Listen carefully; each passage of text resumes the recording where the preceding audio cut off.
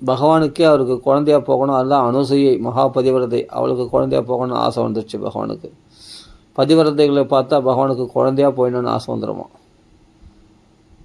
அப்படியேப்பட்ட அனுசூயை இந்த அத்ரி மகரிஷி தன்னை வழிபட்டதுனால பிரம்மதேவருடைய அம்சமாக சந்திர பகவான் தோன்றுகிறார். அவருடைய கண்களிலிருந்து தோன்றினாராம். அத்ரி மகரிஷியுடைய கண்ணிலிருந்து தோன்றினவர் தான் சந்திரன்.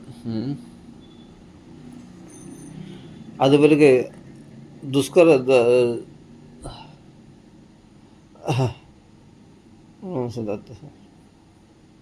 அது பிறகு சாக்ஷாத் விஷ்ணுவே தன்னையே ஒப்படைச்சதுனால, தத்தம் பண்ணதுனால, அத்ரி மகரிஷிக்கு தன்னை தத்தம் செய்ததுனால தத்தாத்ரேயர் அப்படின்னு பேர் கொண்டவராக அவதரித்தார். சிவபெருமான் என்னன்னா தன்னுடைய அம்சமாக நான் கர்ப்பவாசம் துர்வாசம், அதனால் நான் வாசம் செய்ய மாட்டேன் என்று இருந்தார். ஆனால் ரொம்ப பிடிவாதமாக கேட்டுக்கொண்டதுனால அனுசூயை கர்ப்பத்தில் வாசம் செய்தாராம் சிவபெருமான். கர்ப்பவாசம் துர்வாசம் என்று சொன்னதுனால அவர் தயங்கினார் சிவபெருமான். அது பிறகு அனுசூயை பலவந்தமாக கேட்டதுனால சரி அப்படின்னு சொல்லிட்டு கர்ப்பவாசம் பண்ணாராம். அதனால தான் துர்வாசர்னு அவருக்கு பேர். சிவனுடைய அம்சமாக துர்வாசராக அவதரித்தார். இது இப்படி மும்மூர்த்திகள் அத்ரி மகரிஷிக்கும் அனுசூயிக்கும் அவதரித்தார்கள். அப்போ சந்திர பகவான் யார்? பிரம்மதேவருடைய அம்சம் சந்திரன். அதே சமயத்தில் தத்தாத்ரேயர் மகா ஞானியாக இருக்கின்றார் இல்லையா. தத்தாத்ரேயருடைய சரித்திரத்தெல்லாம் பின்னாடி நிறைய பார்க்க போகிறோம். அடிக்கடி தத்தாத்ரேயர் வருவார். 7வது ஸ்கந்தத்திலலாம் பார்த்தா பிரகலாதனுக்கு உபதேசம் பண்ண வருவார். பின்னாடி 11வது ஸ்கந்தத்தில் பார்த்தா யது மகாராஜனுக்கு உபதேசிக்க வருவார் தத்தாத்ரேயர். தத்தாத்ரேயர் 9வது ஸ்கந்தத்துலேயும் வருவார். ஏன்னா கார்த்திவீர்யார்ஜுனனுக்கு தத்தாத்ரேயர் தான் இஷ்ட தெய்வம் வழிபடுங்க. அப்போ கார்த்திவீர்யார்ஜுனன் கேட்டபோது தத்தாத்ரேயர் மரணமற்ற வாழ வேண்டும் என்று கேட்டான் கார்த்திவீர்யார்ஜுனன். ஆனால் சொல்கிற மரணமற்ற வாழ்வு கிடையாதுப்பா, ஜாதஸ்ய துருவ மிருத்யு, பிறந்தவனுக்கு மரணம் நிச்சயம். அப்படின்னா உங்கள் கையாலே எனக்கு மரணம் ஏற்பட வேண்டும் என்று கேட்கிறார் யார்? கார்த்திவீர்யார்ஜுனன். அப்போ தத்தாத்ரேயர் சொல்கிறார், அப்பா நானே உனக்கு வரம் கொடுத்துட்டு நானே எப்படி வதம் பண்ண முடியும்? ஆனால் என்னுடைய அம்சமாக வேறு ரூபத்தில் ஒன்று நான் வதம் செய்வேன், வதம் செய்ய என் திருவடிக்கு அழிச்சிப்பேன் அப்படின்னு சொல்கிறார். அதுதான் பரசுராமரா ஐஹயன் அந்த கார்த்திவீர்யார்ஜுனனை வதம் செய்வது.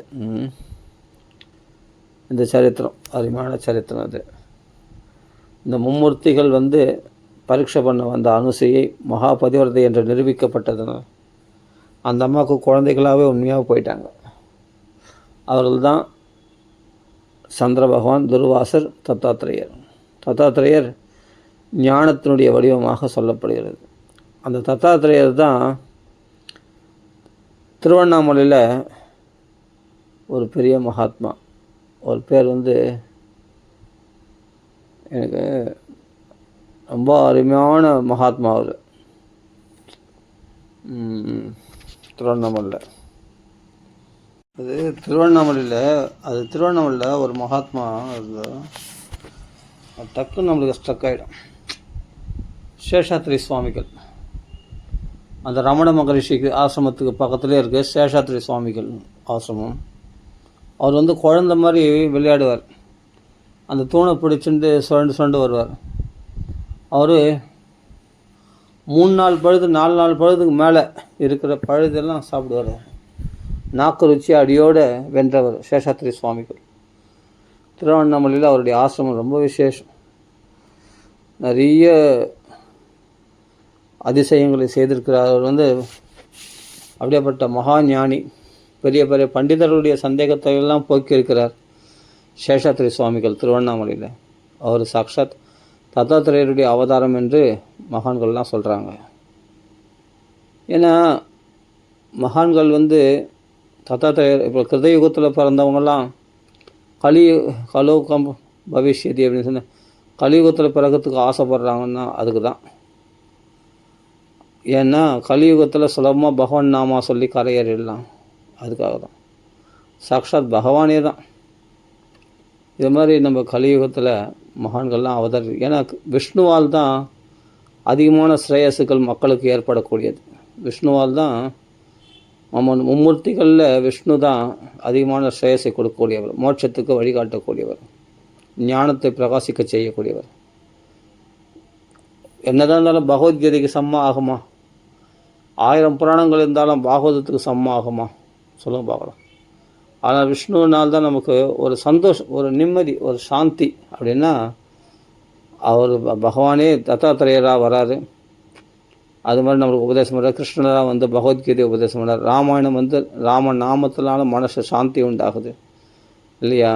அதனால தான் ஸ்ரேயஸ் அதிகமாக கிடைக்கும். அவரே தான் சிவனாக வந்திருக்கார். சிவநாமம் சொல்கிறதுனால ஸ்ரேயஸ் கிடைக்கும் கண்டிப்பாக. இப்போ பின்னாடி சொல்ல போகிறேன். இப்போ தக்ஷ யஜ்ஞத்தில் சிவனுடைய நாம பிரபாவத்தை சதிதேவி சொல்ல போகிறான். ரொம்ப விசேஷம். அப்படி சாக்ஷாத் பகவான் மும்மூர்த்திகளே அவதாரம் செய்திருக்கிறார்கள் என்று இந்த சரித்திரத்தை சொல்கிறோம். அடுத்தது வந்து சுவாமிபூமனுடைய இன்னொரு பெண். இப்போ தேவஹூதி வம்சத்தை பற்றி சொன்னார். அதில் அனசூயனுடைய கதையை சொன்னார். அடுத்தது தேவஹூதி வந்து 2வது பெண். பிரசூதி, ஆகுதி, தேவஹூதி. தேவஹூதி, பிரசூதி, ஆகுதி. அப்போ ஆகுதி என்ற பெண்ணை வந்து ருச்சி என்ற பிரஜாபதிக்கு கல்யாணம் பண்ணி கொடுத்தாங்க. அதில் தான் பகவான் யஜ்ஞாவதாரம் செய்திருக்கிறார். அதே மாதிரி பிரசூதி என்பவளை தக்ஷனுக்கு விவாகம் செய்து கொடுத்தார் சுவாமிமனு. அந்த தக்ஷனுக்கு விவாகம் செய்து கொடுத்தார் யார்? சுவாமிமனு. பிரசூதி என்பவளை. அவளுக்கு பிறந்து தான் 16 பெண்கள். அதில் 13 பெண்கள் வந்து தர்மனுக்கு கொடுத்துருக்கார். அதில் கடைசி பெண் தான் வந்து சதிதேவி, சாக்ஷாத் தாக்ஷாயினி, சிவபெருமானுடைய மனைவி. சிவனுக்கு கொடுத்தார். உண்மையிலே சிவனுக்கு கொடுக்க விருப்பம் இல்லை. பரமேஷ்டினக, அதாவது பிரம்மதேவருடைய தூண்டுதல்னால கொடுத்தாராம் சிவபெருமானுக்கு. யார்? தக்ஷன். அப்போது தக்ஷனுக்கும், ஏன்னா தக்ஷனுக்கும் சிவனுக்கும் துவேஷம். அதனால் அதான் சொல்கிறார், பிதர் அப்பிரதிரூபேஸ்வே பவாய் ஆணுகசே ருஷா அப்ரவிடை ஆத்மனா ஆத்மானம் அஜகாத்து யோக சம்யுதா. அதான் சொல்கிற, அவள் கல்யாணம் பண்ணிட்டு சிவபெருமான் கல்யாணம் பண்ணி அப்போ கொஞ்ச நாள் கூட வாழலை. யார்? தாக்ஷாயினி. உடனே தன் யோக சக்தியினால் பிராணனை பிரிச்சுட்டா. ஏன்னா மாமனாருக்கும் மருமகளுக்கு ஏற்பட்ட சண்டையினால். ஏன்னா அப்பா வந்து தாக்ஷன் வந்து சிவன் நிந்தனை பண்ணதுனால சிவனை துவேஷம் பண்ணுறார். அதாவது என்னென்னா சிவத்வேஷியாக இருக்கிறதுனால தன்னுடைய அப்பா அது அந்த உடம்புல வந்ததுனால இந்த அப்பாவுக்கு நான் பொண்ணாக பிறந்துட்டேனே அப்படின்னு சொல்லி இந்த உடல் வச்சிருக்கூடாதுன்னு சொல்லி அப்படி தியாகம் பண்ணிட்டா அப்படின்னு. அப்போ விதுரர் கேள்வி கேட்குறார், பவே ஷீலவதாம் சிரேஷ்டே தக்ஷோ துஹித்ருவத்சலஹா.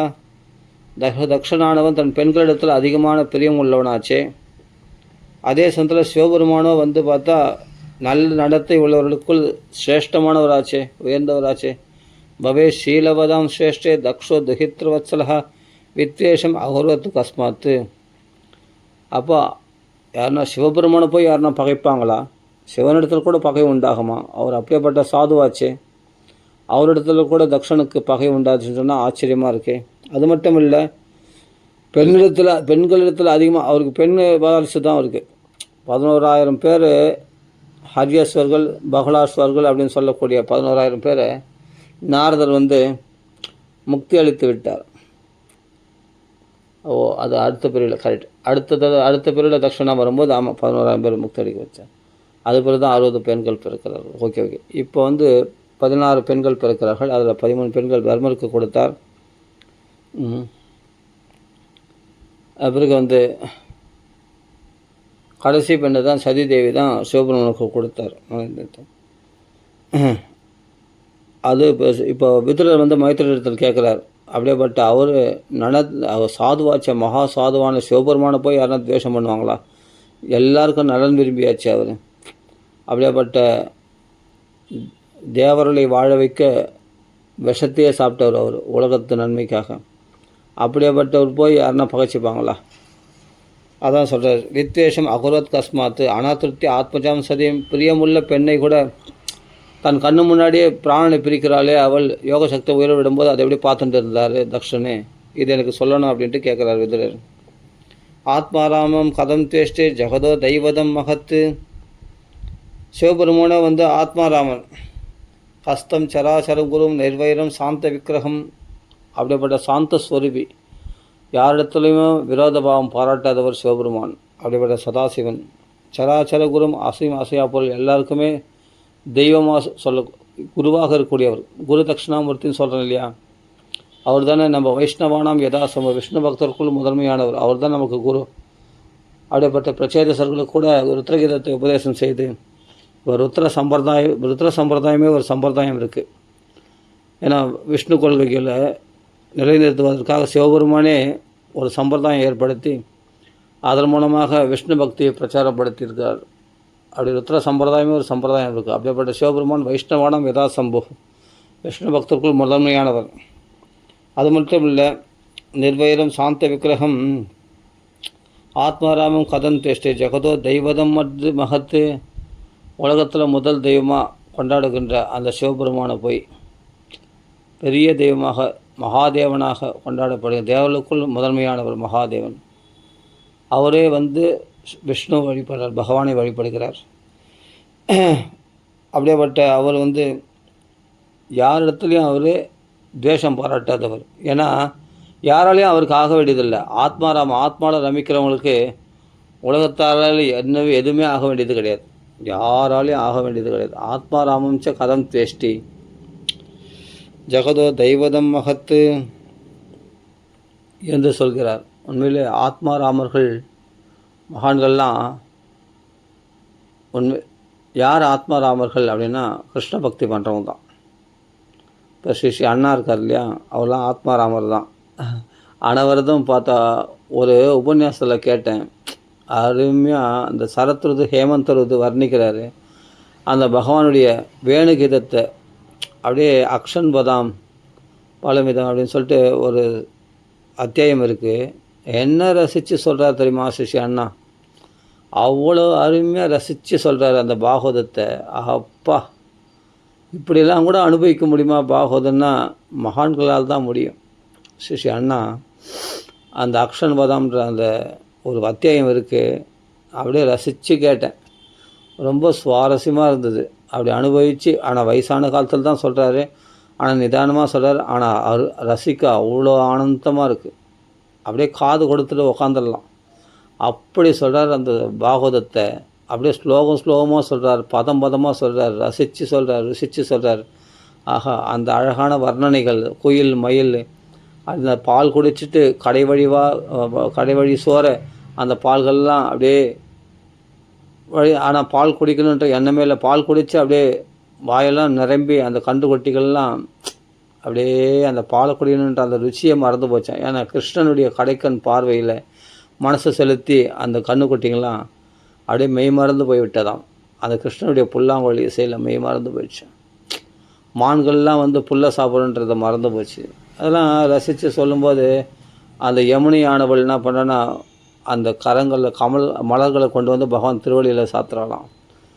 அந்த வர்ணனை இருக்குது பாருங்கள், அடேங்கப்பா, அதெல்லாம் ருசித்து அனுபவிக்கிறதான். அதான் சொல்கிறேன், ஏதாவது சுகவாசி அவங்களாம், மகான்கள்லாம் சுகவாசி. அவங்களாம் எதுக்கும் கவலைப்பட மாட்டாங்க, அவங்களாம் ஆத்மாராமர்கள். அப்படியே சிவபெருமானும் அனவரதமும் பார்வதிக்கு பாகவதம் சொல்லிகிட்டு இருப்பாராம், ராமாயணம் சொல்லிகிட்டு இருப்பாராம், ராமாயணம் பாகவதம் இதை தான் பேசிகிட்டு இருப்பாராம். அவருக்கு யார் சிஷ்யர்னா பார்வதி தான் சிஷ்யை. இவர் தான் சராசர குருமாச்சே. இங்கே படித்தேன் இல்லையா, இப்போ சராசர குரும் நிர்வைரம் சாந்த விக்கிரகம். ஏன்னா எல்லாருக்கும் குருவாக இருக்கக்கூடிய அவர் எப்படி கோவப்படுவார்? குரு கோவப்பட்டார்னா சிஷ்யர்கள் என்ன கதியாக வருது? சிஷ்யர்கள் எப்படி பக்கமான? அப்போ சனகாதி முனிவர்களுக்கு உபதேசம் பண்ணியிருக்கார் இல்லையா குரு தட்சிணாமூர்த்தி, நாரதர் போன்றவர்கள்லாம் பிரபோச்சந்தம் அப்படின்னு சொல்லியிருக்கு, அவங்களெலாம் உபதேசம் பண்ணியிருக்காரு. அப்படின்னா அப்படியாப்பட்ட குருநாதர் குரு தட்சிணாமூர்த்தி இல்லையா? அப்போது மௌன குரு அவர் சின்முத்திரையை தாங்கி கொண்டு அப்படி தெற்கு திக்கை பார்த்து கொண்டு தட்சிணாமூர்த்தியாக காட்சியளிக்கிறார் இல்லையா? அந்த சாந்தம், அந்த பிரசன்னதை, அதனால தான் சுந்தரேஸ்வரர்னு சொல்கிறோம் இல்லையா சிவபெருமான்.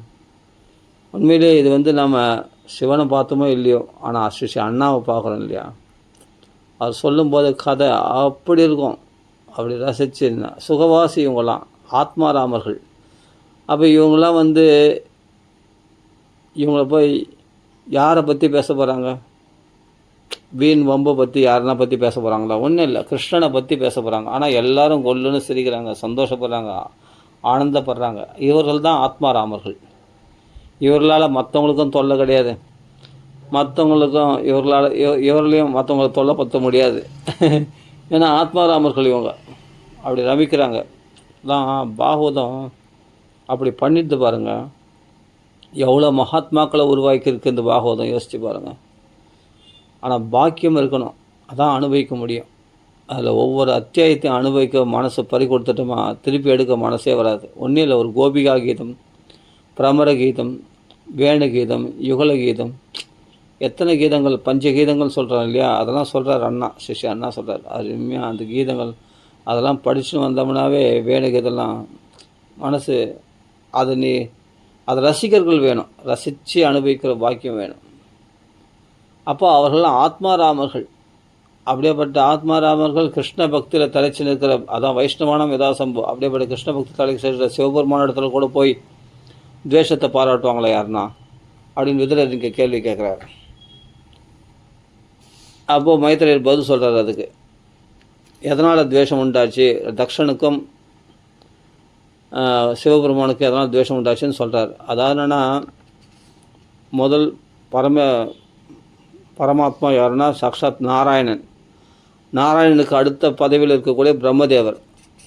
பிரம்மதேவருக்கு அடுத்த பதவியில் இருக்கக்கூடியவர் தான் அடுத்த பதவியில் தக்ஷண பட்டாபிஷேகம் செய்து வைத்தார். தக்ஷண பட்டாபிஷேகம் செய்ததுனால அவனுக்கு கொஞ்சம் கர்வமாகி வச்சு. அதாவது பதவி எந்த அளவுக்கு உயர்ந்த பதவியில் வருமோ அந்த அளவுக்கு வினயம் வேணும் அப்படின்ற ஸ்ரீ அண்ணா சொல்வார். வினயம் வேணும். வினயம் இருந்தால் நல்லா பிரகாசமாக இருக்கலாம். நீ உயர்ந்த பதவி கிடைச்சது பெரிய விஷயம் இல்லை, பதவி கிடைச்சிடும், ஆனால் அதில் இருக்கிற வினயம் வேணும். அதில் வினயம் இல்லைன்னு சொன்னால் ரொம்ப கஷ்டமாயிடும். அதாவது ஊஞ்சலை எவ்வளோக்கு பின்னுக்கு தள்ளுறமோ அவ்வளோக்கு அவ்வளோ முன்னாடி வரும். அதனால் எந்த அளவுக்கு நீ வினயம் உள்ளவனாக இருக்கிறியோ அப்போ லோகத்தில் பிரசித்தமாக எல்லாராலையும் புகழப்படுவாய். நான் தான் பெரியவன், என்ன தான் எல்லாம் வணங்கணும் அப்படின்னு நினச்சிட்டா அவர்கள் எல்லாராலும் திட்டப்படுவானோ. அது சொல்கிறார். அதாவது சாக்ஷாத் பிருகு மகரிஷியே வந்து பெருமாளுடைய மார்பில் உதைக்கிறார். உதைச்ச போது என்னென்னா, உங்கள் கால் வலிக்கிறதோ அப்படின்னு பகவான் வருடி விட்டார் அந்த திருவடியை. அப்போது மார்பில் பிருகு மகரிஷி, நான் தெய்வம், இவர் வந்து ஒரு ரிஷி, இவர் வந்து நம்ம காலில் வந்து நம்ம மார்பில் உதைக்கிறாரு, எவ்வளோ திமிர் அப்படின்னு சொல்லி அந்த காலை ஏதாவது உடைச்சிடலாம் இல்லையா, எதாவது பண்ணலாம் இல்லையா.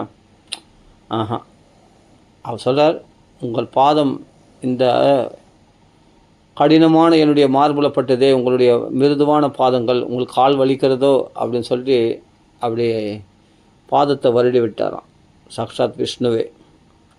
அப்போ இந்த வினயம்தான் லக்ஷணம் தெய்வமாக இருக்கிறதுக்கு. அப்போ அதில் ஏதாவது கோபம் வந்துடுச்சு, அவருக்கு கோபம் இல்லை, அவ்வளோ சாத்வீகமாக இருக்கிறார் இல்லையா மகாவிஷ்ணு. அது போல தான். அதே மாதிரி ராஜசூய வேலையில் பார்த்தா முதல் பூஜை யாருக்கு? கிருஷ்ணருக்கு தான் கொடுக்குறாங்க. ஆனால் அதற்கு முன்னாடி அவர் செய்த விஷயத்தை பார்க்கணும். என்ன பண்ணாருன்னா, எல்லாரும் வந்து ஆளுக்கு ஒரு வேலை எடுத்துகிட்டு செய்தாங்க. துரியோதனம் கூட ஒரு வேலை எடுத்துன்னு செய்தான். வரக்கூடிய பரிசு பொருட்கள்லாம் வாங்கி வச்சான். கர்ணன் வந்து தான தர்மங்கள்லாம் பண்ணான் அந்த ராஜசூய வேள்வியில், யுதிஷ்டருடைய தர்மபுத்திரருடைய ராஜசூய வேள்வியில். பீமன் வந்து என்னென்னா எல்லாருக்கும் சமையல் வேலையில் அவன் சமையல் வேலை எல்லாம் மெயின்டெனன்ஸ் பண்ணுறதெல்லாம் பீமன் தான். அதனால் வரவங்களை வரவேற்கிறது வந்து அர்ஜுனன் செய்தான். சரி, இந்த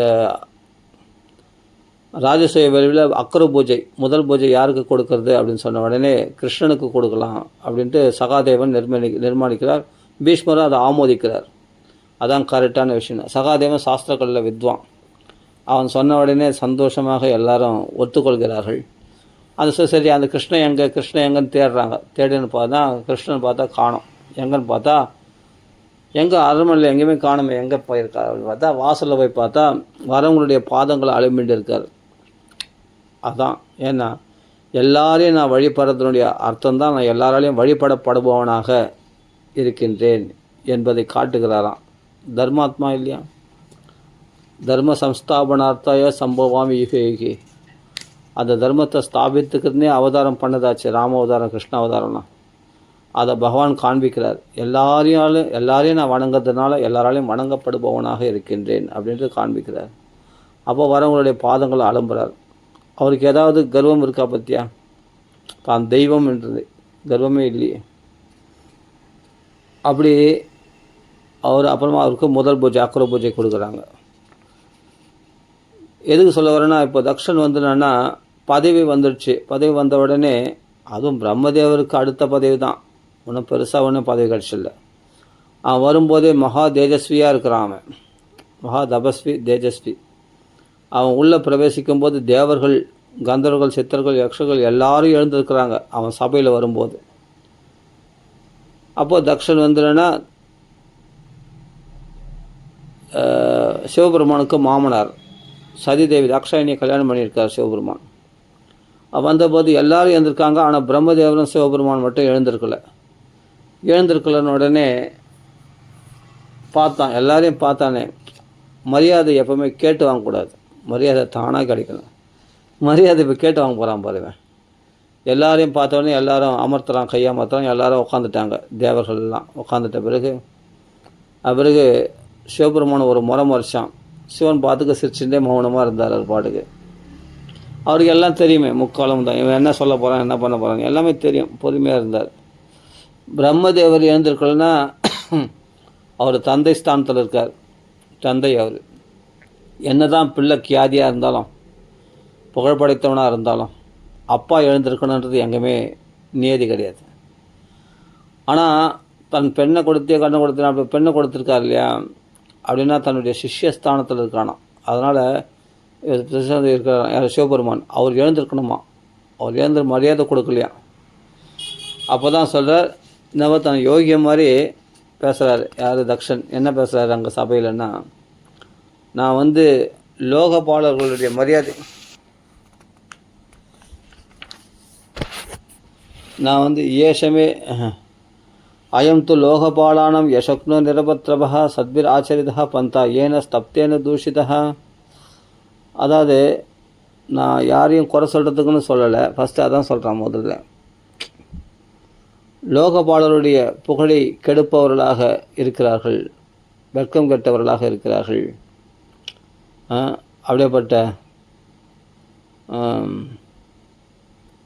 உயர்ந்த ஆசனத்தில் இருந்து கொண்டு எப்படி மரியாதை கொடுக்கணும்னு தெரியல அப்படின்னு பொதுவாக சொன்னான் ஃபஸ்ட்டு. அப்புறமா சிவபெருமானே நேரடியாக திட்ட ஆரம்பிச்சிட்டான். சொல்கிறார், ஏஷமே சிஷ்யதாம் பிராப்தோ என்மே துகிதுர் அக்ரஹித்து. என் பெண்ணை கல்யாணம் பண்ணிட்டவன், எனக்கு சிஷ்யஸ்தானத்தில் உள்ளவன். பாணி விப்ராக்னி முகதா சாவித்ரியா இவ சாதுவத்து. சாவித்ரி போல மகா பதிவிரதியாகிய என் பெண்ணை சாதுவாக என் குழந்தைய அக்னி சாட்சியாக நான் பாணி கிரகணம் பண்ணி வச்சேன். குஹித்வா மிருகசாபாக்ஷா பாணி மர்க்கடலோ. ஆஹா, அப்படியேப்பட்ட சிவபெருமான சபையிலேயே தப்பாக நிந்திக்கிறான். இதுக்கெல்லாம் நான் அர்த்தம் சொல்ல விரும்பலை, ஏன்னா சிவநந்தனை கேட்கக்கூடாதுன்னு சொல்லியிருக்கு. அதே சிவபெருமானை ஒரு ஆச்சாரம் இல்லாதவன், ஒரு அசுத்தமானவன், இவனுக்கு யார் மங்கள ஸ்வரூபியாக சிவன் பேர் வச்சாங்க, இவன் அமங்கல ஸ்வரூபியாக இருக்கக்கூடியவன். சுடுகாட்டு சாம்பலத்தை பூசிக்கிறான். பிணங்களுடைய அப்படியேப்பட்ட எரிக்கப்பட்ட பிணங்கள் உள்ள எலும்புகளை மாலைகளாக அணிந்து கொண்டிருக்கிறான். ஹஸ்திபூஷணகா அப்படின்லாம் சொல்கிறான். எல்லாத்தையும் பயங்கரமாக நிந்திக்கிறான். லுப்தா கிரியா அசுச்சையே மானினே பின்ன சேதவே. அப்படியே ஒரு தர்மம் தெரியல, ஒரு ஆச்சாரம் தெரியல. அப்படியேப்பட்ட பூதகணங்கள்லாம் இவன் பின்னாடி சுற்றுறாங்க. பிசாசுகளுக்கெல்லாம் இவன் நாதனாக இருக்கின்றான். அப்படிலாம் பலவிதமாக நிந்திக்கிறான். அப்படி நிந்திச்சுட்டே இருக்கும்போது அவர் பாட்டு பொறுமையாக சிரிச்சுட்டு சாந்தமாக இருக்கிறார். எனக்கு குரு இல்லையா சிவபெருமான், அதனால் சாந்தமாக இருக்கார். இவன் பேசுறதெல்லாம் கேட்டுட்டு இருக்கார். அப்போ ஒரு மரியாதை தெரில, வந்தால் எல்லாம் எழுந்து வணங்கணும்னு ஒரு மரியாதை கூட தெரில, அப்படின்லாம் பேசுகிறான். பிரேதாவசேஷு கோரேஷு பிரேதபூதிர் கணவிரதா அடத்தி உன்மத்த வண்ணக்னோ வியப்தகேஷு ஹசன்ருதன்னு ஒரு தடவை சிரிக்கிறான், ஒரு நாள் அழறான். அந்த பிசாசுகளோட அந்த பூதகணங்களோட சஞ்சரிக்கிறான். சுடுகாட்டில் அலையிறான். இவன் சுடுகாட்டில் வாசஸ்தானமாக இருக்கிறான் அவனுக்கு. சிதா பஸ்ம கிருதஸ்தான பிரேதசங்க அஸ்திபூஷண சிவாபதேஷு ஹசிவோ மத்த ஜனப்பிரிய பதி பிரமத போதானம் தமோ மாத்திராத்மகாத்மனாம். அதாவது சுடுகாட்டை சாம்பலத்தை உடம்பெல்லாம் பூசிக்கிறான். பிரேதங்களை எல்லாம் அந்த பிரேதங்களுடைய எலும்புகளை மாலைகளாக கபாலீஸ்வரன் சொல்கிறேன் இல்லையா, கபால மாலைகளை அணிந்தவன் இருக்கிறான். அப்படியேப்பட்ட சிவாபதேஷோ சிவன் என்ற பெயருடையவன். ஆனால் ஹசிவோ மத்த ஜனப்பிரியா அப்படிப்பட்ட பித்து பிடித்தவர்கள் உண்மத்தரலாக இருக்கக்கூடிய பூத பிரேத பிசாசுகளுக்கெல்லாம் நாதனாக இருக்கின்றான் இவர் அப்படின்லாம் சொல்கிறார். இப்படியாப்பட்ட எனக்கு என்னென்னா தத்தாபத மயா சாத்தி சோதிதே பரமேஷ்டினா, நான் இப்படியாப்பட்ட ஒரு பிசாசுக்கு நான் என் பொண்ணை கல்யாணம் பண்ணி கொடுத்தேன். உண்மையிலே நான் என் பொண்ணை நான் கல்யாணம் பண்ணி கொடுத்துருக்க மாட்டேன், எனக்கு விருப்பம் இல்லை. சோதிதே பரமேஷ்டினாக பிரம்மதேவருடைய நிர்பந்தத்தினால் நான் கல்யாணம் பண்ணி கொடுத்தேன் அப்படின்னு சிவநிந்தனம் பண்ணுறான். அப்போது அதுக்கு மேலே என்னென்னா பொறுமையாக இருக்க இவனுக்கு கோபம் அதிகமாகிடுச்சு. யார் தக்ஷனுக்கு கோபம் அதிகமாக என்ன பண்ணுறான், உடனே சாபம் அளிக்க ஆரம்பிச்சிட்டான். என்ன சாபம் கொடுக்குறான்னா, அயம் து தேவ யஜன இந்திரோபேந்திராதிபிர்பவ சகபாகம் ந லபதாம தேவகணாதமஹ தேவகணங்களுக்குள் அதமனாகிய அப்படின்ட்டுலாம் சொல்கிறான் சிவபெருமான. உண்மையிலே அவர் தான் உத்தமன், இவரை விட உத்தமன் யாருமே கிடையாது சிவபெருமான். அதனால் இந்திரன் விஷ்ணு முதலானவர்களோட பாகம் அந்த யக்ஞ பாகத்தை பெற இந்திரன் உபேந்திரன் போன்ற தேவர்களோடு சேர்ந்து யாகம் பாகம் பெறத்துக்கு தகுதியற்றவனாக போகட்டும் அப்படின்னு சாபம் கொடுக்குறான். அப்போது முதல் பாகங்கள்லாம் மற்ற தேவர்களுக்கெல்லாம், அதனால தான் உச்சிஷ்ட பாகம் தான் சிவபெருமானுக்கு, அது பின்னாடி தீர்மானிக்கிறாங்க. இவன் என்னன்னா இப்படிப்பட்ட தேவர்களோடு சேர்ந்து இவன் பாகம் பெறாமல் போகட்டும் யாகத்தில் அப்படின்னு சாபம் அளிக்கின்றான். இப்படிலாம் சபிச்சுட்டே இருக்கும்போது அப்போது நந்திகேஸ்வரர் கோபம் வந்துடுச்சு. நந்திகேஸ்வரர் கோபம் சிவபெருமானை போய் இப்படி சொல்கிறானே, தக்ஷோ பஸ்தமுகோ அச்சிராத்து, ஏன்டா ஆடு மாரி கத்துற, சீக்கிரமாக நீ ஆட்டு முகமுடையவனாக போக கடவாய் அப்படின்ட்டு நந்திகேஸ்வரர் திட்டார். அது பிறகு நீங்கள் வித்யா புத்திர அவித்யாயம் கர்மம் ஐயாம் வசு ஜடக, கர்மாவிலேயே நீ மூழ்கி போவனாக இருப்பாய். அப்படிப்பட்ட ஞானம் வித்தியில் உனக்கு அதில் புத்தி செலுத்தாமல் போக கடவாய் அப்படின்ட்டு நந்திகேஸ்வரர் சில சாபம்லாம் கொடுக்குறார். அப்புறம் பிருகு மகரிஷி பூதகானங்களுக்கு சாபம் கொடுக்குறார். இப்படியே சாபம் பிரதி சாபம் இப்படியே போயிட்டே இருக்குது. அப்போது நம்ம இருக்கிறதுனால தானே இங்கே சண்டை பெருசாகிட்டே இருக்குது, அதனால் நம்ம தகுந்த காலத்தில் அவனை சிக்ஷிக்கலாம்னு சொல்லிட்டு என்ன பண்ணுறார். அப்போ கோபம் வந்தது போல் கிஞ்சித் விமனா இவ சாணுகக, கொஞ்சம் கோபம் வந்த போல் எழுந்து போயிட்டார். ஆனால் உண்மையிலே கிஞ்சித் விமனா கோபம் கிடையாது சிவபெருமானுக்கு, கோபம் வந்தவர் போல் அது போல் டக்குன்னு எழுந்து போயிட்டார். நம்ம போயிட்டோம்னா பூதகணங்கள்லாம் பின்னாடி வந்துடுவாங்க, அப்போ சண்டை நின்று போயிட்டோம் இல்லையா அப்படின்னு சொல்லிட்டு இவர் பாட்டுக்கு எழுந்து போயிட்டார். தக்ஷனும் நிந்திச்சுட்டு இருக்கான், அவன் பாட்டு சபிச்சுட்டு இருக்கான். சரி ஓகே, இனிமேட்டு நம்ம இங்கே இருந்தால் மரியாதை இருக்கா, சண்டை தான் பெருசாகும் சொல்லி இவர் கிளம்பி போகிறார். பின்னாடி நந்திகேஸ்வரர் பூதகணங்கள்லாம் வந்துட்டோடனே ரொம்ப நாளாக மாமனாருக்கும் மருமகனுக்கும் பேச்சுவார்த்தை கிடையாது. சதா வித்வேஷதோர் ஏவம் காலோவை திரியமானோ, எவ்வளோ காலம்னே சொல்ல முடியும், அவ்வளோ காலம் மாமனாருக்கும் மருமகனுக்கும் பேச்சுவார்த்தையே கிடையாது. ஜாமாது ஸ்வசரஸ்யாபி சுமகான் அதிசக்கரமே, அப்படிப்பட்ட மாமனாருக்கும் மருமகனுக்கும் ஜாமாதுகு ஸ்வசரஸ்யாபி சுமகான் அதிசக்கரமே, நீண்ட காலமாக பேச்சுவார்த்தை இல்லாமல் இருக்கிறது ரெண்டு பேருக்கும். ஆனால் இது சதிதேவிக்கு தெரியாது. அதான் நல்லவங்களுக்கு அழகு சொல்லாமல் நடந்துக்கிறதுன்னு சொல்லுவாங்க இல்லையா. பிறருடைய குற்றத்தை பற்றி பேச மாட்டாங்க, அவள் தனக்கு தீங்கை செய்திருந்தாலும் அதை பற்றி பேச மாட்டாங்க. சிவபெருமான் ரொம்ப நாளாக தாக்ஷாயணி இடத்துல தன்னுடைய மனைவி இடத்துல சொல்லாமே இருந்திருக்காரு, அது தெரியாது. அவள் ஏதோ அங்கே சபையில் நடந்தது இவளுக்கு எப்படி தெரியும், யாருன்னா சொன்னால் தான் தெரியும். இவரும் சொல்லலை. அது பாட்டுக்கு போனேன், சபையில் போனேன், வந்தீங்களா, மீட்டிங் போனீங்களா, வந்தீங்களா, ஓகே போயிட்டு வந்தேன், ஓகே அவ்வளோதான். எல்லோரும் நல்லா மரியாதை கொடுத்தாங்களா, மரியாதை கொடுத்தாங்க, அவ்வளோதான். அப்படியே வந்துட்டார். அவருக்கு ஒரு நாள் அவனுக்கு வாஜபேயி யாகம் செய்து வைக்கிறாங்க. அதில் பிரகஸ்பதி சவம் அப்படின்னு ஒரு யாகம், ஒரு இஷ்டி ஒன்று செய்வாங்க.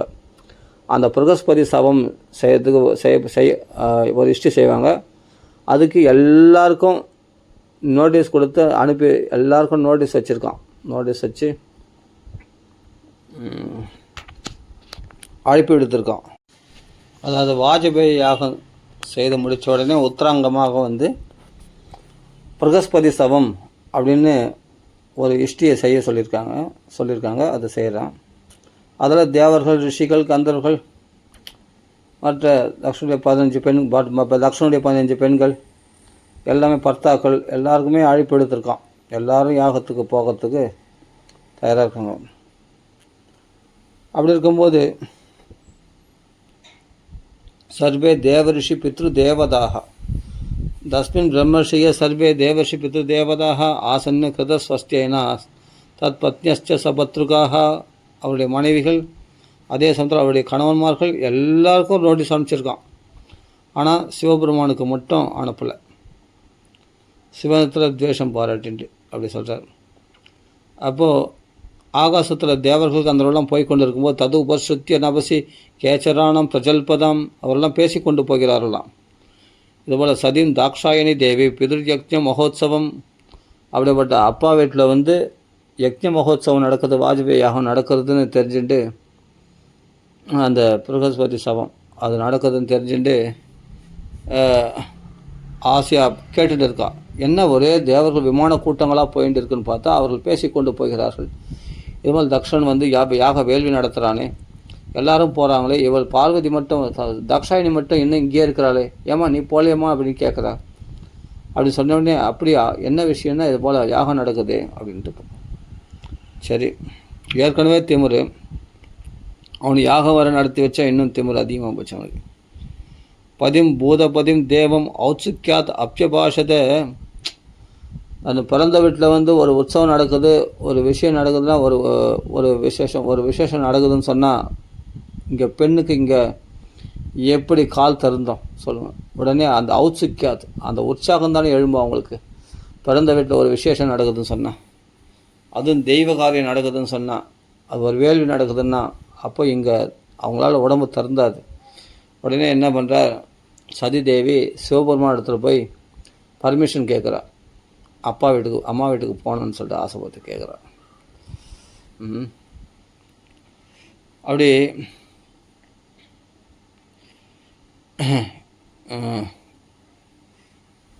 அவள் என்ன சொல்கிறா, அதுதான் இங்கே சொல்கிறாரு. அவள் அழகாக பேசுகிறாளாம். எப்படி ஒரு பெண்கள் நாகரிகமாக பேசணும் ஒரு கணவன் இடத்துல, அதெல்லாம் அந்த காலத்தில் அவள் தானே பரமேஸ்வரி.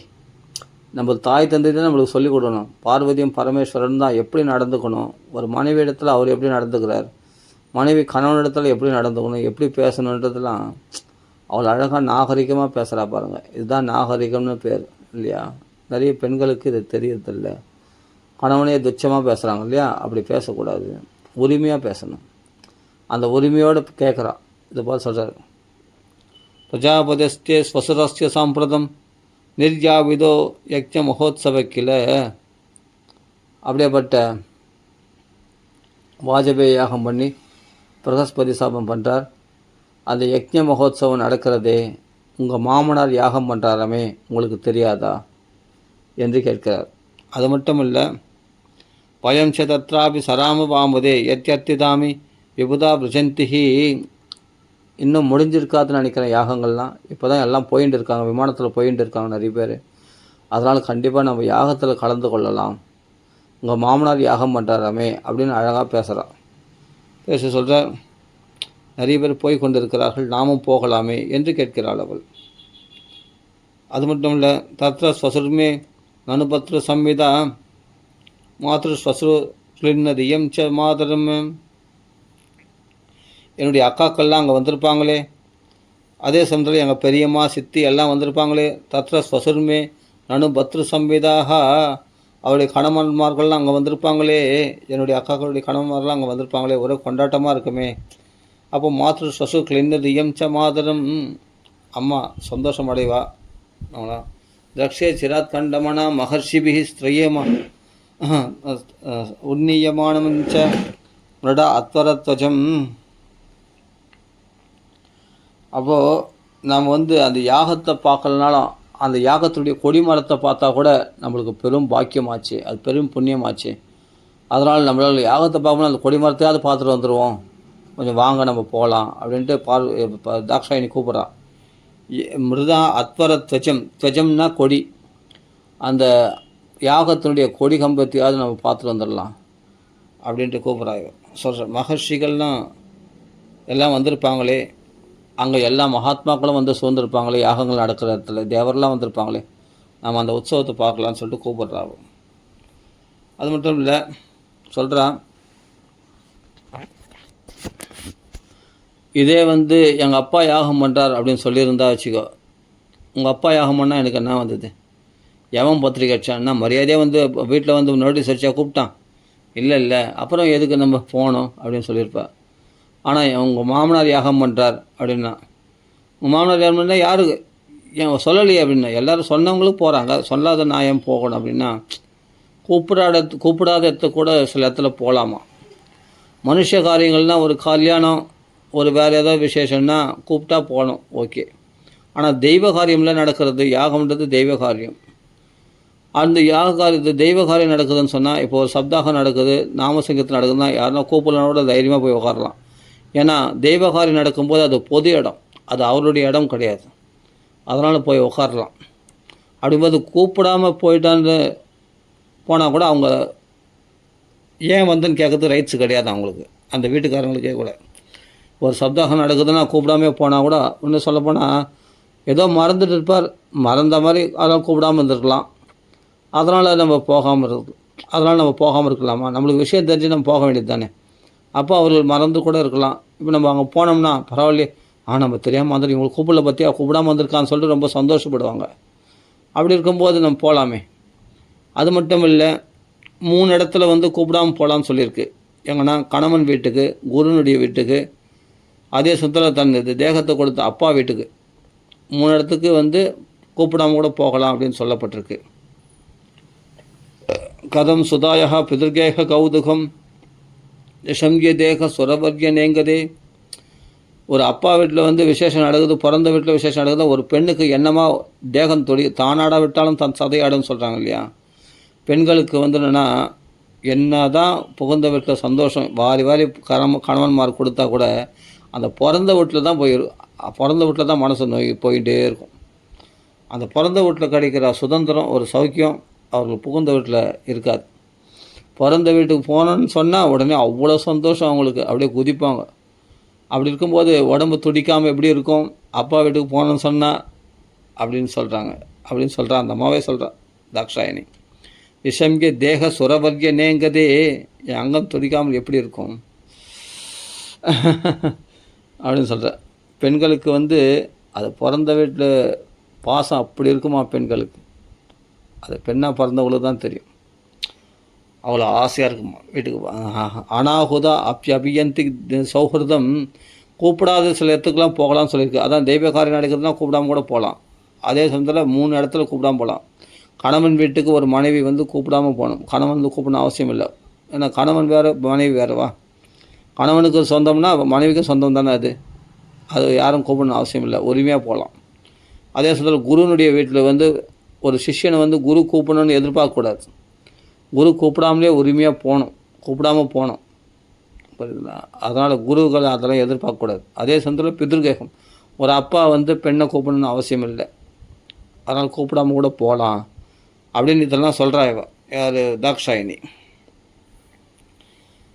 அதுக்கு பிறகு சிவபெருமான் சொல்கிறார், நீ சொல்கிறதெல்லாம் கரெக்டு தாம்மா, கூப்பிடாமல் கூட போகலாம், ஆசை இருந்தால் யார் வேணும்னாலும் போகலாம், இல்லைன்னு சொல்ல, கரெக்டு. ஆனால் 2 பக்கமும் சுவாதீனம் இருக்கணும். கூப்பிட்றது வந்து தெரியாமல் மறந்துட்டார், அதனால் கூப்பிடலன்னா போனால் பரவாயில்ல, அது போகலாம். அதே சமயத்தில் உரிமை இருக்கணும். என்னென்னா நம்மளை அவர் வெறுக்காமல் இருக்கணும். நம்ம கூப்பிட்டா எவனை வந்து தொலைச்சிட்டானே அப்படின்னு நினைக்காமல் இருக்கணும். நாம் போய் அவர்களுக்கு டிஸ்டர்பன்ஸ் பண்ணக்கூடாது இல்லையா? சரி, இவன் வேறு வந்து தொலைச்சிட்டானே. அவர் வந்து என்னென்னா என்னை வெறுக்கிறார். இப்போ தான் சொல்கிறார் அவர் விஷயத்தையே சிவபெருமான். ரொம்ப நாளாக சொல்லாமல் வச்சு இந்த விஷயத்தை இப்போ தான் சொல்கிறார். தொயோதிதம் சோபனம் ஏவ சோபனே அனாகுத அபியந்தி பந்துஷு. கூப்பிடாத இடத்துக்கு கூட போகலான்னு சொன்னது சோபனமான நல்ல விஷயந்தான். தர்ம தேவதையே ரிஷப வாகனமாக வைத்துட்டு இருக்கார் இல்லையா? அவருக்கு தெரியாத தர்மமா சிவபெருமானுக்கு? அப்படியேப்பட்ட அனாகுத அப்யபியந்தி பந்துஷு தே யத்யனுத்பாதித தேக திருஷ்டையோ தோஷ திருஷ்டையோ பலி யசான் ஆத்ம மதேன மன்யுனா. யாருன்னா தோஷ திருஷ்டியோட பார்க்காதவங்க வீட்டுக்கு கூப்பிடாமல் கூட போகலாம். ஆனால் இவனை வந்து தொலைச்சிட்டானே, இவனை நம்ம கூப்பிடல, வரக்கூடாதுன்னு தானே நான் கூப்பிடாமல் இருந்தேன், அப்படி இருந்து கூட வந்திருக்கானே அப்படின்னு சொல்லி அவர்கள் ஏதோ சந்தோஷமாக அங்கே யக்தி மகோத்சவம் நடத்துகிறாங்க. அந்த இடத்துல போய் நம்ம அவங்கள நிம்மதியை கெடுத்துற மாதிரி ஆகிடும். அப்படி இடத்துக்கு போகாமல் இருக்கிறது தான் நல்லது இல்லையா? தோஷ திருஷ்டியோடு பார்க்காமல் இருக்கிற இடத்துக்கு நீ சொல்கிறது கரெக்டு. கூப்பிடாமல் போனோட சோபனம் தான், அது விசேஷந்தான். ஆனால் பலியசன் ஆத்யம் அதேன மஞ்சுனாகா. அப்படிப்பட்ட கோபத்தினால வரக்கூடாததுக்காக வேணுமென்னே கூப்பிடாமல் இருந்தால் அந்த இடத்துல போகிறது வீண் தானே சொல்கிறார். அதான் சொல்கிறார், ஒரு மனுஷனுக்கு வித்தியை இருக்கலாம், தபஸ் இருக்கலாம், நல்ல பணம் இருக்கலாம், நல்ல அழகு இருக்கலாம், நல்ல உடல் வலிமை இருக்கலாம், நல்ல வயசு இருக்கலாம், நல்ல குலத்தில் பிறந்திருக்கலாம். ஆனால் அதெல்லாம் வந்து பூஷணம், சாதுக்களுக்கு பூஷணம். ஆனால் அசத்துக்களுக்கு அது வந்து உப்பில்லாத சாப்பாடு மாதிரி தான். அது கர்வத்தை உண்டாக்குது பத்தியா. வித்யா தபோ வித்த பபுர் வயக்குலகி சதாம் கணைஹி சத்பிர அசத்தமேதரைஹி ஸ்ருதோ ஹதாயாம். வினயம் வேணும். வினயம் இல்லைன்னு சொன்னால் அது கர்வத்தை தான் உண்டாகும். எவ்வளவு பணம் இருக்குது, நல்ல அழகு இருக்குது, நல்ல வித்தியை இருக்குது, தபஸ் இருக்குன்றது அது கர்வம் தான் உண்டாக்கிடும். ஸ்ருதோ ஹதாயாம் மிருதமான தத்ருஷேஹே ஸ்தப்தான பஷ்யந்தி தாம பூயசாம். அதான் சொல்கிறேன். அதுதான் மகான்களுக்கு பூஷணம். அது இல்லைன்னு சொன்னால் உப்பில்லாத சாப்பாடு மாதிரி அது கர்வத்தை தான் உண்டாக்கணும். அதான் சொல்கிறாருங்க, மகான்களை மதிப்பதில்லை. அவர்களெல்லாம் நல்லா புரிஞ்சுக்கணும். முன்னாடி வந்து நடந்த விஷயத்த சொல்கிறார். முன்னாடி வந்து நான் சபையில் வந்தார், அப்போ நான் எழுந்திருக்கிறது யாருக்காகனா, நமஸ்காரம் பண்ணுறது யாருக்காகனா, நம்ம ஹிருதயத்தில் இருக்கிற பரமாத்மாவுக்கு தான் நமஸ்காரம் பண்ணுறோமே தவிர இந்த தேகாபிமானம் கொண்ட மனுஷனுக்கு கிடையாது. நல்லா புரிஞ்சுக்கணும். ஒருத்தர் ராதே கிருஷ்ணா ஹரே ஹரே ராமராமா அப்படின்னு சொல்லிக்கிறது எதுக்கான நம்ம தேகத்தை அபிமானம் கொண்ட இந்த உடம்பு கிடையாது, இந்த தேகத்தில் இருக்கிற பரமபுருஷனுக்கு தான். அவன் வெளியே போயிட்டான்னு சொல்லுங்க, இது ஒரு பணம் தானே, இந்த தேகத்துக்கு என்ன மரியாதை இருக்குது? பணம் தானே இதுக்கு. அவன் உள்ளே இருக்கிறதுனால தானே அந்த தேகத்துக்கு அவ்வளோ மரியாதை. அதனால் அப்போ தேகத்தில் இருக்கிற அந்த பகவானுக்கு தான் நம்ம நமஸ்காரம் பண்ணுறோமே தவிர இந்த மனுஷனுக்கு கிடையாது. அதை நான் மானசீகமாக நமஸ்காரம் பண்ணிட்டேன். அதான் சிவபெருமான் சொல்கிறார், நான் மானசீகமாக நமஸ்காரம் பண்ணிட்டேன். அது அவர் புரிஞ்சிக்கல, அவர் வெளிப்புறமான மரியாதையை எதிர்பார்க்குறாரு. அதுக்கு எனக்கு என்ன தெரியும்? அதான் சொல்கிறார், வெணின்றது ஒரு சாப்பாட்டுக்கு உப்பு போல அப்படின்றார். ஏற்கனவே கர்வம், மறுபடியும் பிரம்மா வந்து பிரஜாபதி பதவியை கொடுத்தவுடன் இன்னும் கர்வம் அதிகமானது இல்லையா? சுவாதீனது ரெண்டு பக்கம் இருக்கணும். ரெண்டு பக்கம் இல்லைன்னு சொன்னால் அங்கே போகிறது வேஸ்ட்டு. அதான் சொல்கிறார். ததாரிபிர் ந வெததே சிலி முகி சேதே அர்த்திதாங்கோ ஹிருதய தூயதா. பானத்தால் அடித்தா கூட அதை தாங்கிக்கலாமா? அது புண்ணு ஆறிடும். நாவினால் சுட்டவடு ஆறாதே உள்ளாரும் அப்படின்னு சொல்லியிருக்கு இல்லையா திருக்குறளில். ஆனால் வார்த்தையான சொல்லு வந்து புண்ணாக தச்சு வேதனைப்படுத்தும். அதுதான் ஒரு மனுஷனால் தாங்க முடியாது. ஸ்வானாம் யதா வக்ரதியாம் துருக்திகி திவானிஷம் தப்பியதி மர்மதாடிதா. வெளியால் யாரோ திட்டினாங்கன்னு சொன்னால் அதை பொறுத்துக்கலாம். ஆனால் அடிக்கடி நம்ம அவங்க முகத்தில் முழிக்கணும். அப்படின்னும் போது ஒரு மாமனார் மருமகன்னா அடிக்கடி ஒரு விசேஷம், ஒரு விஷயம், கல்யாணம், காசுனா போய் தான் ஆகணும், வந்து தான் ஆகணும். அப்போ அவங்க முகத்தில் அடிக்கடி முழுகினும் போது அந்த இடத்துல வந்து அவர்களை அவமானப்படுத்தினா தான், உறவினர்களை அவமானப்படுத்தினா தான் ரொம்ப மனசு கஷ்டமாக இருக்கும். அதுதான் மனசு ரொம்ப புண்படுத்தக்கூடியதாக இருக்கும். அப்படிப்பட்ட மதிக்கத்தக்க இடத்துல ஒரு மருமகன் வந்தால் மரியாதை கொடுத்தா அந்த மதிக்கத்தக்க இடத்துல வந்து அவமானத்தில் வந்து தாங்க முடியாது. அப்படி இருக்கும்போது ரொம்ப நாளைக்கு முன்னாடி நடந்த விஷயத்த தான் சொல்கிறார். இது போல் நான் அவர் எழுந்துக்காதனால என்ன சபையிலே நிந்திக்கிறது மட்டும் இல்லை, எனக்கு சாபம்லாம் கொடுத்து இது போல் பண்ணார், அவமதித்தார். அதனால்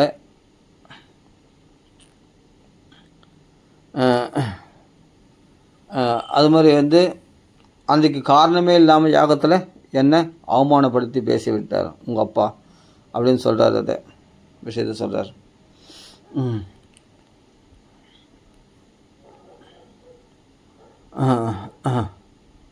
व्यक्तं त्वमुत्कृष्टगतेः प्रजापतेः प्रिया आत्मजानाम् असि सुप्रसम्मदाः आदाभिमानः पितु प्रपत्स्यसे மதாசயத்க பரிதப்பியதே யதः. நீ என்ன சார்ந்தவள் என்ற காரணத்தினால பெற்ற பெண்ணாக இருந்தால் கூட உனக்கு மரியாதை செய்ய மாட்டார் அவர். புரியுதா? பிரியா ஆத்மஜானாம் அசி சுப்ரசம்மதாக அதாபிமானம் பிதுகு பிரபத்யசே மதாசயத்காக பரிதப்பியதே யதா. ஆனால் என்னை சார்ந்தவளாக என்னுடைய மனைவி என்பதனால் உனக்கு தன் பெண்ணே ஆனாலும் உனக்கு அந்த மரியாதை செய்ய மாட்டார். அதனால் நாங்கள் போடுறது வேஸ்ட்டு தான் அப்படின்னு சொல்கிறாருங்க. யாரே சிவபெருமான் சொல்கிறார். அதனால் அவரை சார்ந்தவர்கள் ததனும் பிரதாஸ்சியே தத்ய நிரீக்ஷோ ந பிதாபி தேககிருத்து தக்ஷோ மம விட்டு ததனும் பிரதாட்சியே யோ விஸ்வசுக்கு யஜ்ஞகதம வரோரு மாம் அநாகசம் துர்வசசா கரோத்திரஹ துர்வசசா அகோரோத்திரஹ. அது மட்டும் இல்லை, பிரஜாபதிகள்லாம் அங்கே சூழ்ந்திருப்பாங்க, அவரை சார்ந்தவர்கள்லாம் அங்கே வந்திருப்பாங்க எல்லாருமே அந்த யக்ஞ மகோத்சவத்தில். என்னை சார்ந்தவர்கள் என்னுடைய மனைவி என்பதால் உனக்கு அங்கே போனால் சிறந்த மரியாதை எல்லா பெண்களுக்கும் கொடுக்குற மரியாதை உனக்கு கொடுக்க மாட்டார். அங்கே போய் நீ அவமானப்பட வேண்டாம் என்று சொல்கிறார். அது மட்டும் இல்லை, என்னை பகைத்தவர் புரிதா என்னத்தில் துவேஷம் பாராட்டியிருக்கிறார். அதனால் உனக்கு போனால் அங்கே மங்களம் ஏற்படாது அப்படின்னு சொல்கிறார். பத்ரம் பவத்யான ததோ பவிஷ்யதி அப்படின்னு சொல்கிறார். அப்படிப்பட்ட யதாச சத்தியம் மரணாய கல்பதே. அப்படிப்பட்ட அவமானம் என்பது தன் உறவினர்களால் படுத்தப்பட்ட அவமானமானது மரணத்துக்கு துல்லியமானது அந்த அவமானம். அதனால் வந்து போகிறது சரியில்லை, அங்கே போனால் மங்களம் ஏற்படாது அப்படின்னு சிவபெருமான் சொல்லிவிட்டு அப்படி ஓய்ந்தார். அப்படி சைலண்ட்டாக உட்காந்துட்டார். அவர் பார்த்தா யார் தாக்ஷாயணி இது மாதிரி அவமதிச்சார். இது போல் மரியாதை யாருக்கு கொடுக்கணும்? ஹிருதயத்தில் இருக்கிற பரமாத்மாவுக்கு தானே. ஆனால் தேகாபிமானம் கொண்டோன்னா இப்போ பூர்வ பாஷைனா எல்லாருக்களையும் பூர்வ பாஷையாக இருக்க முடியாது. புரியுதுங்களா? தேகாபிமானம் கொண்டு வரத்தில் பூர்வ பாஷையாக இருக்கிறது வந்து சரி கிடையாது. ஏன்னா பத்தியா நம்மளை எப்படி வணங்குறான் பத்தியா அப்படின்னு கர்வம் இருக்கும் அவனுக்கு. அவர் வந்து என்னென்னா வேணும்னே நம்மளால் பேசாமல் இருக்கிறாங்க. அவர் கூப்பிடல. எதுக்கு அந்த யக்ஞ மகோத்சவம் கூப்பிடல? எதுக்காக கூப்பிடல? வரக்கூடாதுன்னு தான் கூப்பிடல. நாம் போய் முந்திக்கிட்டு நான் போய் வரேன்னு சொல்லிட்டு நம்ம போய் அந்த யக்ஞ மகோத்சவத்துக்கு பூர்வ பாஷைன்னா இன்னும் கர்வம் அதிகமாகும். நம்ம போய் நல்லா பேசணும்னா அப்படிப்பட்ட தேகாபிமானத்தில் பூர்வ பாஷை உதவாது. அதனால் யாருக்கு அது பூர்வ பாஷையாக இருக்கணுமோ அவர்கள் தான் பூர்வ பாஷையாக இருக்கணும் முன்னாடி போய் பேசுகிறது. அதனால் இது உனக்கு போனாங்க மங்களம் ஏற்படாது அப்படின்ட்டு சொல்லிவிட்டு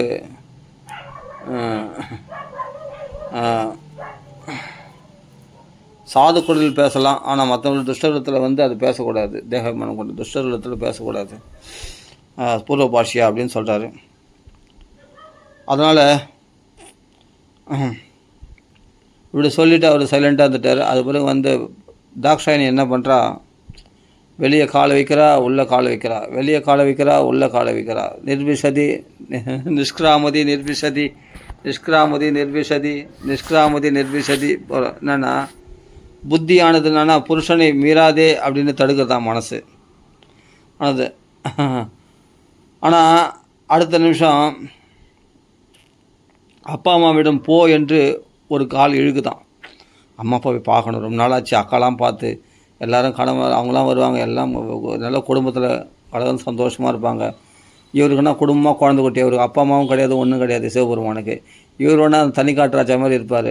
நம்மளாம் அப்பா அம்மாவோட பிறந்தோம்னாச்சு, நம்ம குடும்ப குழந்தை குட்டியோட குடும்பத்தோடு பிறந்தோம்னாச்சு, நம்ம அக்கா தங்கச்சியோட பிறந்திருக்குமே, அப்போ அவர்களை பார்க்க ஆசை வராமல் எப்படி இருக்கும்? அதனால் போகணுன்ற ஒரு ஆசை இழுக்கு தான். அதனால் காலத்துக்கு வெளியே வைக்கிறாளாம். மறுபடியும் பார்த்தா, ஆனால் இவர் நமக்கு உடல்லையே பாதி கொடுத்தவராச்சு, அப்படியேப்பட்ட இவரை விட்டு போகலாமான்ட்டு மறுபடியும் யோசிக்கிறார். அப்புறம் பார்த்தார், இவருக்கு என்ன பாசம் பந்தனா இவருக்கு என்ன தெரியும்? இவருக்கு ஒன்றுமே தெரியாது. அப்படிப்பட்ட பற்றற்றவர் இவர். நமக்கு அப்பா அம்மா எல்லாமே இருக்கிறாங்க, ஆனால் அவரில் போய் பார்க்கணுன்னு ஆசை நம்மளுக்கு வருது.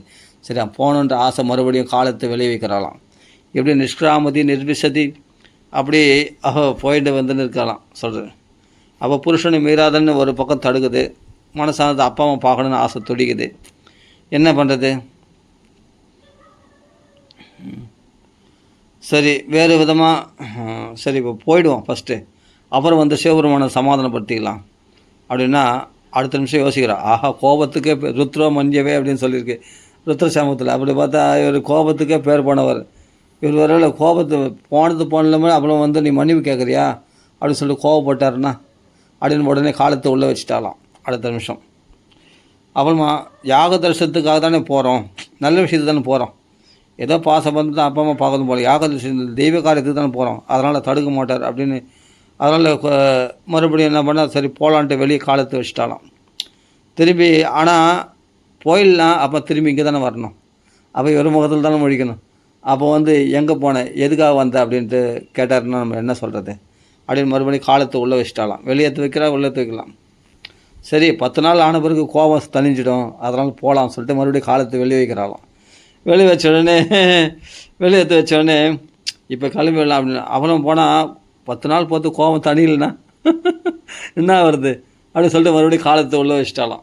இப்படி இப்போ கிளம்பி விடும் அப்படின்னு தோணுது. இப்படி கோபம் நிர்பிஷதி நிஷ்கிராமதி ஏதாவது உக்தா விரராம சங்கரா பத்யங்கநாசம் உபயத்திர சிந்தையன்னு சுஹத்து திருக்ஷு பரிசங்கீதா பவான் நிஷ்கிராமதி நிர்பிஷதி திதா ஆசசா பத்னி அங்கநாசம். இது சிவபெருமானுக்கு தெரியும், அங்கே போய் அவரை தேக தியாகம் பண்ண போகிறான்றது தெரியும். ஆனால் தாக்ஷாயணிக்கு தெரியாது. அவர் தான் சராசர குருவாச்சே, முக்காலம் அறிந்த பகவானாச்சே.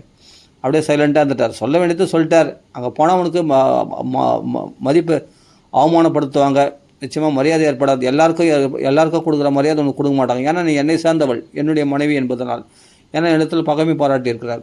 அதனால் எல்லா பெண்களும் கொடுக்குற மரியாதையோ, மற்ற கணவன் மாதிரிலாம் கொடுக்குற மரியாதை, மற்ற தேவர் கொடுக்குற மரியாதை உனக்கு கொடுக்க மாட்டார் அப்படின்னு சொல்லிட்டு மௌனமாக வந்துட்டார். மௌன குரு தட்சிணாமூர்த்தி, அதான் சிவபெருமான். தட்சிணாமூர்த்தி அனுமதி தான் போகிறார். அப்படியேப்பட்ட சிவபெருமான் அதற்கு பிறகு என்னென்னா சரி கேஸ் அங்கே வரட்டும், பிறந்த வீட்டில் நம்ம இங்கே ஒன்று நம்ம தடுத்தோம்னா வச்சிங்களேன், போகக்கூடாது அப்படின்ட்டு பலம் தடுத்தோம்னா அப்போ இங்கே உயிரை விட்டுருவாகும் யார் தாக்ஷாயணி. ஆமாம், ஏன்னா அவ்வளோ ஆசையாக இருக்கிற அப்பா வீட்டுக்கு போய் போகணும்னு சொல்லிட்டு அந்த எக்ஸ்பிளன் வருஷத்து. இப்போ நம்ம தடுத்த வச்சுக்கா இங்கே உயிரை விட்டுருவா. சரி விட்டோம்னா என்ன, அங்கே போய் அவமானப்பட போகிறா, அப்போ அங்கே உயிரை விட போகிறா. அப்போ கேஸ் வந்தாலும் அங்கே வரட்டும், இங்கே வர வேணாம் அப்படின்ட்டு மௌனமாக இருந்துட்டார் அவருக்கு. அதான் சொல்கிறார், பத்னி அங்கநாசம் ஹுபயத்திர சிந்தை ஹுபயத்திர சிந்தையன். எந்த விதத்தில் இங்கே தடுத்தாலும் இவன் இங்கே உயிரை விட்டுருவா, இல்லை அங்கே போய் அவர் அவமானப்படுத்துவார், அங்கே போய் அவள் உயிரை விட்டுருவா. சரி ஓகே அப்படின்னு சிந்தைன்னு கவனம் இருந்துட்டார் அவர். சுஹൃத்து பரிசங்கீதா பவான் நிஷ்கிராமதி நிர்விஷதி திதா அசகா. இப்படி மனசு ஊஞ்சல் ஆடுது, போகலாமா வானாவா, போகலாமா வானாவா, காலத்தை வெளியே வைக்கிறா. கணவனை மீறக்கூடாது அப்படின்னு படிதாண்டிய பத்தினி ஆகிடக்கூடாதுன்னு நினைக்கிறா. அடுத்த நிமிஷம் என்னென்னா மறுபடியும் காலத்தை உள்ளே வச்சிடறான், மறுபடியும் வெளியே போகிறா. கோபம் தணிஞ்சுட்டு அப்போ சமாதானம் பற்றிக்கலான்னு போகலான்னு போகிறா. ஆனால் மறுபடியும் காலத்தை உள்ளே வச்சிடறான், வெளியே போகிறா, உள்ளே வரா. இப்படியே நடக்குது. அப்புறமா தான் பார்த்தார், என்ன தான் இருந்தாலும் ஒரு பெண்ணுக்கு பிறந்த விட்ட பாசத்தை மட்டும் விடவே முடியாது, ரத்தம் கொதிக்கும், போய் பார்க்கணுன்னு. அதுதான் அவர் மௌனமாக வந்துட்டார்ல. உடனே ஒரு எரிக்கிற மாதிரி ஒரு பார்வை பார்த்து அவள் தான் வெறுன்னு கிளம்பிட்டா அந்த அம்மா. எந்த பகவான் தன் உடம்புல பாதியை கொடுத்தாரோ, நீயே என் உயிரின் அப்படிப்பட்ட அவளை உயிருக்கு மேலாக நினைத்தாரோ அந்த சிவபெருமானையும் விட்டு போயிட்டா பத்தியா. அதான் பிறந்த விட்டு பாசம். அதுதான் இங்கே சொல்கிறார். அப்படியே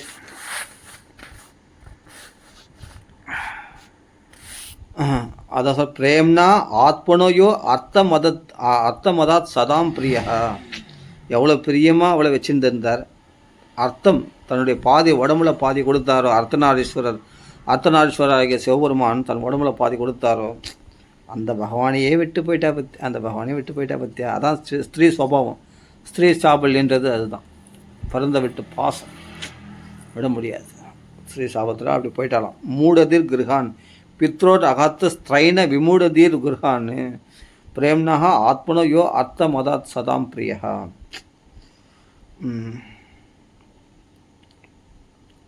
ஸ்ரீ சுபாவத்தில் போயிட்டார்.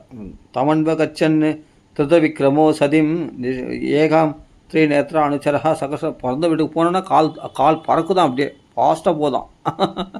பிறந்த வீட்டுக்கு போனோன்னா கால் அப்படியே ஃபாஸ்ட்டாக அப்படியே. அதான் சொல்கிறேன், திருத விக்ரமோ அவ்வளோ ஃபாஸ்ட்டாக போதான். பிறந்த வீட்டுக்கு போனோன்னா ஃபாஸ்ட்டாக காலை எடுத்து வைக்கிற ஓடுறா, அப்படியே பாய்ந்து போகிறாளாம். அப்படி இருக்கும் பாசம்.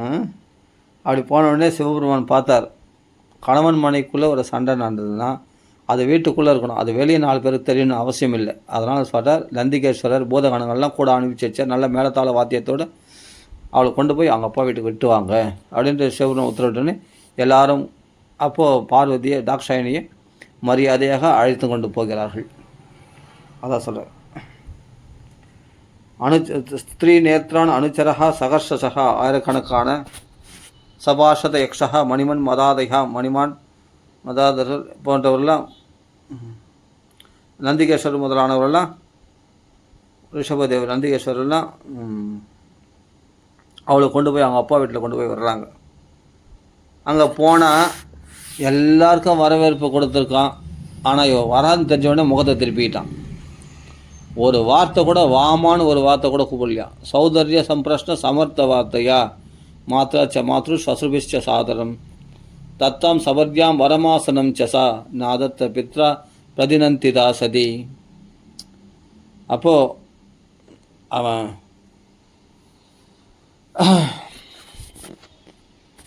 தக்ஷன் வா என்று ஒரு கண்ணால் கூட ஒரு ஜாடை காட்டாமல், ஒரு வார்த்தை கூட கூப்பிடாமல் முகத்தை திருப்பின்ட்டான். அதனுடைய பெண் தானே வந்திருக்கா, சிவபெருமன் வந்தாலும் பரவாயில்ல, அவரை பார்த்து பிடிக்கலன்னு சொல்லலாம். சரி, ஓகே, சிவனுக்கு தான் துவேஷம், தன் பெண் வந்திருக்காளே கூப்பிட வேண்டியது தானே, சிவனுடைய மனைவியாச்சே அப்படின்னு காவலாளிகள் போட்டு உள்ளே வர விடாதபடி பண்ணிட்டான். அவனும் வரவேற்கலை, கூப்பிடல, ஒரு வார்த்தை கூட கூப்பிடல. சௌந்தர்ய சம்பிரஷ்ன சமர்த்த வார்த்தையா மாத்ராட்ச மாத்ரு சசுபிஷ்ட சாதனம் தத்தாம் சபார்யாம் வரமாசனம் சசா நாதத்த பித்ரா அப்பிரதினந்திதா சதி. அப்பா கூப்பிடாததுனால அவளும் என்ன பண்ணுறா, நின்றுட்டான் அங்கேயே, உள்ளே போகலை. என்ன தான் நடக்குது பார்க்கலான்னு நின்றுட்டான். அது பிறகு அம்மா, தன்னுடைய அம்மா அக்காக்கள்லாம் சகோதரிகள்லாம் வந்து கூப்பிட்றாங்க, வாமா அப்பா பற்றி தெரியும் இல்லாமல் விடுமா, வாமா நீ வாமா உள்ளே வாமா அப்படின்னு கூப்பிட்றா. என் கணவருக்கு மரியாதை இல்லாத இந்த இடத்துல எனக்கு என்ன இங்கே ஒரு மரியாதை இல்லை, வந்து உட்காரமா அந்த ஆசனம் அப்படின்னு சொல்லிட்டு அவளுக்கு சேர்லாம் கொண்டு வந்து போடுறாங்க. ஆசனம் அமைக்கிறார்கள். அந்த ஆசனத்தை அங்கீகரிக்கலையா, வேணாம் நான் உட்கார மாட்டேன் அப்படின்னு பிடிவாதமாக இருக்கான். ஏண்டி இப்படி கோவப்படுறேன் அப்படின்னு சொல்லிட்டு எவ்வளோ தடுக்கிறாங்க. அம்மாக்கள்லாம் சகோதரிகள்லாம் எவ்வளோ ஆறுதல் படுத்துகிறாங்க, அழறாங்க. ஆனால் அவருடைய மரியாதையை ஏற்றுக்கொள்ளவில்லை. யார்? பார்வதி, பரமேஸ்வரி. அருத்ரபாகம் தமபேக்ஷ சாத்வரம் பித்ராச்ச தேவே கிருதஹேலனம் விபோகம். அந்த தக்ஷன் வந்து என்ன பண்ணுறான், வேதத்தில் உள்ள சிவமந்திரத்தை விட்டுட்டு மற்ற மந்திரங்கள்லாம் சொல்லி அந்த யாகம் நடத்துகிறானா, பண்ணியிருக்கான். அந்த ருத்ரம்னு வரும்போது அதை மட்டும் படிக்காதீங்க, விட்டுடுங்க, மற்றதெல்லாம் படிங்க அப்படின்னு. அப்போ சிவபெருமானத்தில் துவேஷத்தினாலும் மன்னிக்கலாம், ஆனால் வேதத்தில் பிரமாணமாக எல்லாருக்கும் பிரமாணமாக இருக்கக்கூடிய தர்மங்களை சொல்லக்கூடிய வேதத்திலேயே உனக்கு துவேஷம் ஏற்பட்டதுன்னு சொன்னால் மன்னிக்கவே முடியாதான். வேதத்தில் துவேஷம், சிவன் நாமத்திலே துவேஷம் ஏற்பட்டிருக்கு. அப்போ சிவம்னாவே அவனுக்கு மங்களம் அர்த்தம். ஆனால் வந்து எப்போ சிவனை துவேஷம் பண்ணாலும் இவனுக்கு மங்களம் இல்லைன்னு ஆயிடுச்சு. அப்படி அவமதித்தான் பகவானுக்கு. அப்படி சிவபெருமானை விட்டுட்டு ருத்ரனுக்கு பாகம் இல்லாமல் மற்ற தேவர்களுக்கெல்லாம் பாகம் அளிக்கின்றான். அருத்ர பாகம் தமவேக்ஷர் சாத்வரம் பித்ராச்ச தேவி கிருதஹேலனம் விபோகோ. அப்படி அவமதித்து விட்டார், சிவபெருமானே அவமதிச்சிட்டார். அதனால தான் அவன் மரியாதை தாய்களால் சகோதரிகளால் கொடுக்கப்படுகிற மரியாதை கூட அவள் ஏற்றுக்கல. அந்த ஆசனத்தை கூட உட்காரல அவள், எடுத்துருக்கல. ஆனால் துருதா யக்ஞ சதஸ்ய அதீஸ்வரி சுகோபோ லோகானிவ தக்ஷதி ருஷா. பயங்கரமான கோபம் வந்துடுச்சான். எல்லாருக்கும் பாகம் கொடுக்குற, ஆனால் சிவனுக்கு பாகம் இல்லாமல் சிவநாமத்தை புறக்கணிச்சுட்டு மற்ற நாமங்கள்லாம் சொல்கிற, மற்ற மந்திரங்கள்லாம் சொன்னால் பயங்கரமாக உலகத்தையே இருக்கிற மாதிரி அவளுக்கு கோபம் வந்துடுச்சான் பரமேஸ்வரிக்கு. அப்படி கோபம் வந்துட்டோடனே அப்போ சொல்கிற சுகோபோ லோகானிவ தக்ஷதி ருஷா. அப்போ சொல்கிற, அப்போது பூதகணங்கள்லாம் தட்சணை கொள்ள விரைந்தார்கள். அப்போ தேவி என்ன பண்ணால் தன் கையால் தடுத்துட்டா. எல்லாம் நான் பேசிக்கிறேன், நீங்கள் எதுவும் பண்ணாதீங்க சொல்லிட்டு அந்த பூதகணங்களை தடுத்துட்டு தான் பேசுகிறான். அப்போ சொல்கிற அவ, இந்த யஸ்ய லோகே அஸ்தி அதிசாயன பிரிய ததா பிரியோ தேக பிரதாம் பிரியாத்மனஹா தஸ்மின் சமஸ்தாத்மனி முக்த வைரகே ருதே பவந்தம் கதம பிரதீபயேத்து. இந்த லோகத்தில் எவருக்கு மேற்பட்டவரும் கிடையாதோ, எவருக்கு உயர்ந்தவரும் கிடையாதோ, அதே சமயத்தில் இந்த உடல் எடுத்தவங்களுக்கெல்லாம் ஆத்மா போல பிரியமுள்ளவரும், அப்படிப்பட்ட இடத்துல யாரிடத்துல விரோதபாவம் முக்த வைரகி, யாரிடத்துல விரோதம் பாராட்டாத அவரிடத்துல போய் உன்னை போன்ற அசத்துக்கள் தான் விரோதம் பாராட்டுவார்கள். அப்படிப்பட்ட சிவபெருமானத்தில் நீ விரோதம் பாராட்டுகிறாயே, நல்லா புரிஞ்சுக்கோ. மகான்களுடைய பாத தூசி இருக்குது பற்றியா, அது உன்னுடைய தேஜஸ் அழிச்சிடும், ஜாக்கிரதை. புரியுதுங்களா? குணாம்ச பல்குண பகுலி கரிஷ்ணவகம் மகத்தமாஸ்தேஷு அவிதத்து பவானகம் தோஷான் பரேஷம் ஹி குணேஷு சாதவோ கிருஷ்ணந்தி கேச்சின்ன பவாத்ருஷாத்விஜா. குணாம்ச பல்குண பகுலி கரிஷ்ணவோ மகத்தமாஸ்தேஷு அவிதத்து பவானகம். அப்படிப்பட்ட மகா பாபத்தை செய்கிறாய் சிவனை துவேஷம் பண்ணுறதுனால. மகான்கள்லாம் எப்படின்னா, மற்றவங்களிடத்தில் குணத்தை மட்டும் கிரகிப்பாங்க, அவர்களுக்குள்ள தோஷத்தை தள்ளிடுவாங்க. ஆனால் நீயோ மகா எல்லா குணங்களும் நிறைஞ்சிருக்கிற அவருக்கு இல்லாத தோஷத்தை கற்பிக்கிறாய். தோஷத்தை மட்டும் பார்க்கிற. உன்னை போல அசத்துக்கள் அப்படி தான் பார்ப்பாங்க அப்படின்னு சிவனையே இது தக்ஷணியே அங்கே பார்வதி அதை தாக்ஷாயணி நிந்திக்கிறான். மகான்கள் எப்போவுமே என்னென்னா குணத்தை மட்டும்தான் பார்ப்பாங்க, தோஷத்தை பார்க்க மாட்டாங்க. ஆனால் நீ தோஷத்தை மட்டும் பார்க்கல, குணத்தை பார்க்கல. அவரிடத்துல ஒரு தோஷமும் இல்லையே, நிர்தோஷமாக இருக்கக்கூடிய சிவபுரணத்தில் போய் நிர்த்வேஷம் பாராட்டி அப்படின்னு சொல்கிறா. அது மட்டும் இல்லை, சொல்கிறா அசத்துக்களுக்கு இது பெரிய ஆச்சரியம் கிடையாது. நான் ஆச்சரியம் ஏது அசத்சு சர்வதா மகத் வினிந்தா குணபாத்மவாதிஷு. மகான்களை நிந்திக்கிறது அசத்துக்களுக்கு சகஜம்தானே. அப்படி இருக்கும்போது அபராதம் செய்கிறது. அப்படிப்பட்ட மகாத்மாவாச்சே வைஷ்ணவானாம் யதா சம்போ. சிவபெருமானை போய் நிந்திக்கிற புத்தி உனக்கு வந்துடுச்சு. சேஷ்ய மகாபுருஷம் பாதபாம்சுபி நிரஸ்த தேஜஸ்ஸு ததேவ சோபனம். அப்படிப்பட்ட மகான்களுடைய அப்படிப்பட்ட அவர்களை நிந்திச்சுன்னா அவருடைய பாதத்தூலியே உன்னை எரிச்சிடும், ஜாக்கிரதை. உன்னுடைய தேஜஸ் அழிச்சிடும். அதை முதல் புரிஞ்சிக்கும். புரியுதா அப்படின்னு சொல்கிறார். அதனால் மகான்களுக்கு என்றைக்குமே துவேஷம் பாரோட அது சிவன் நிந்தனை பண்ணவே கூடாது. சிவனிடத்தில் உபேட்சை பண்ணக்கூடாது. அருத்ர பாகம், ருத்ரனுக்கு பாகம் இல்லாமல் பண்ணிட்டார். அப்போ கோபம் வந்துடுச்சு. இப்படி பேசுகிறாவோ, எந்த மகான்களத்தில் போய் நீ துவேஷம் பாராட்டியோ, அவரிடத்தில் குணத்தை கிரகிக்காமல் துவேஷத்தை கிரகிக்கிறியோ, அப்படிப்பட்ட எந்த சிவபெருமானுடைய கட்டளை அனுசரித்த பிரம்மாதி தேவர்கள்லாம் கூட சிருஷ்டி தொழிலில் ஈடுபடுகிறார்களோ, அந்த சிவபெருமானை நீ துவேஷம் பாராட்டியே. அது மட்டும் இல்லை, யாரிடத்துலையும் விரோதமாக பாராட்ட அவரிடத்துல போய் நீ விரோதம் பாராட்டியே. நீ அசத்தின்றி இதிலிருந்தே தெரிகிறது என்று தக்ஷனை அங்கே திட்டுகிறாள். அது மட்டும் சொல்ல, யத்வயக்ஷரம் நாம கிரேரிதம் நாம் சகத் பிரசங்காத் அகமாசு ஹந்தி தத்து பவித்ர கீர்த்திம் தமலங்கிய சாசனம் பவான் ஒஹத்வேஷ்டி சிவம் சிவேதரக.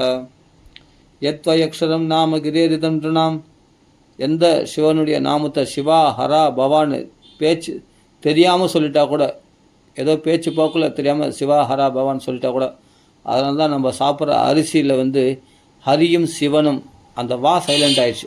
அரிசின்னு மட்டும் நம்ம சொல்கிறோம். ஹரியும் சிவனும் சேர்த்து தான் அரிசி. அதை முதல்ல புரிஞ்சுக்கணும். அப்போ நம்ம அத்தியாவசியமான ஒரு பொருளில் நம்ம ஹரிநாமத்தையும் சிவநாமத்தையும் புகுத்திருக்காங்க ஒரு மகான்கள்.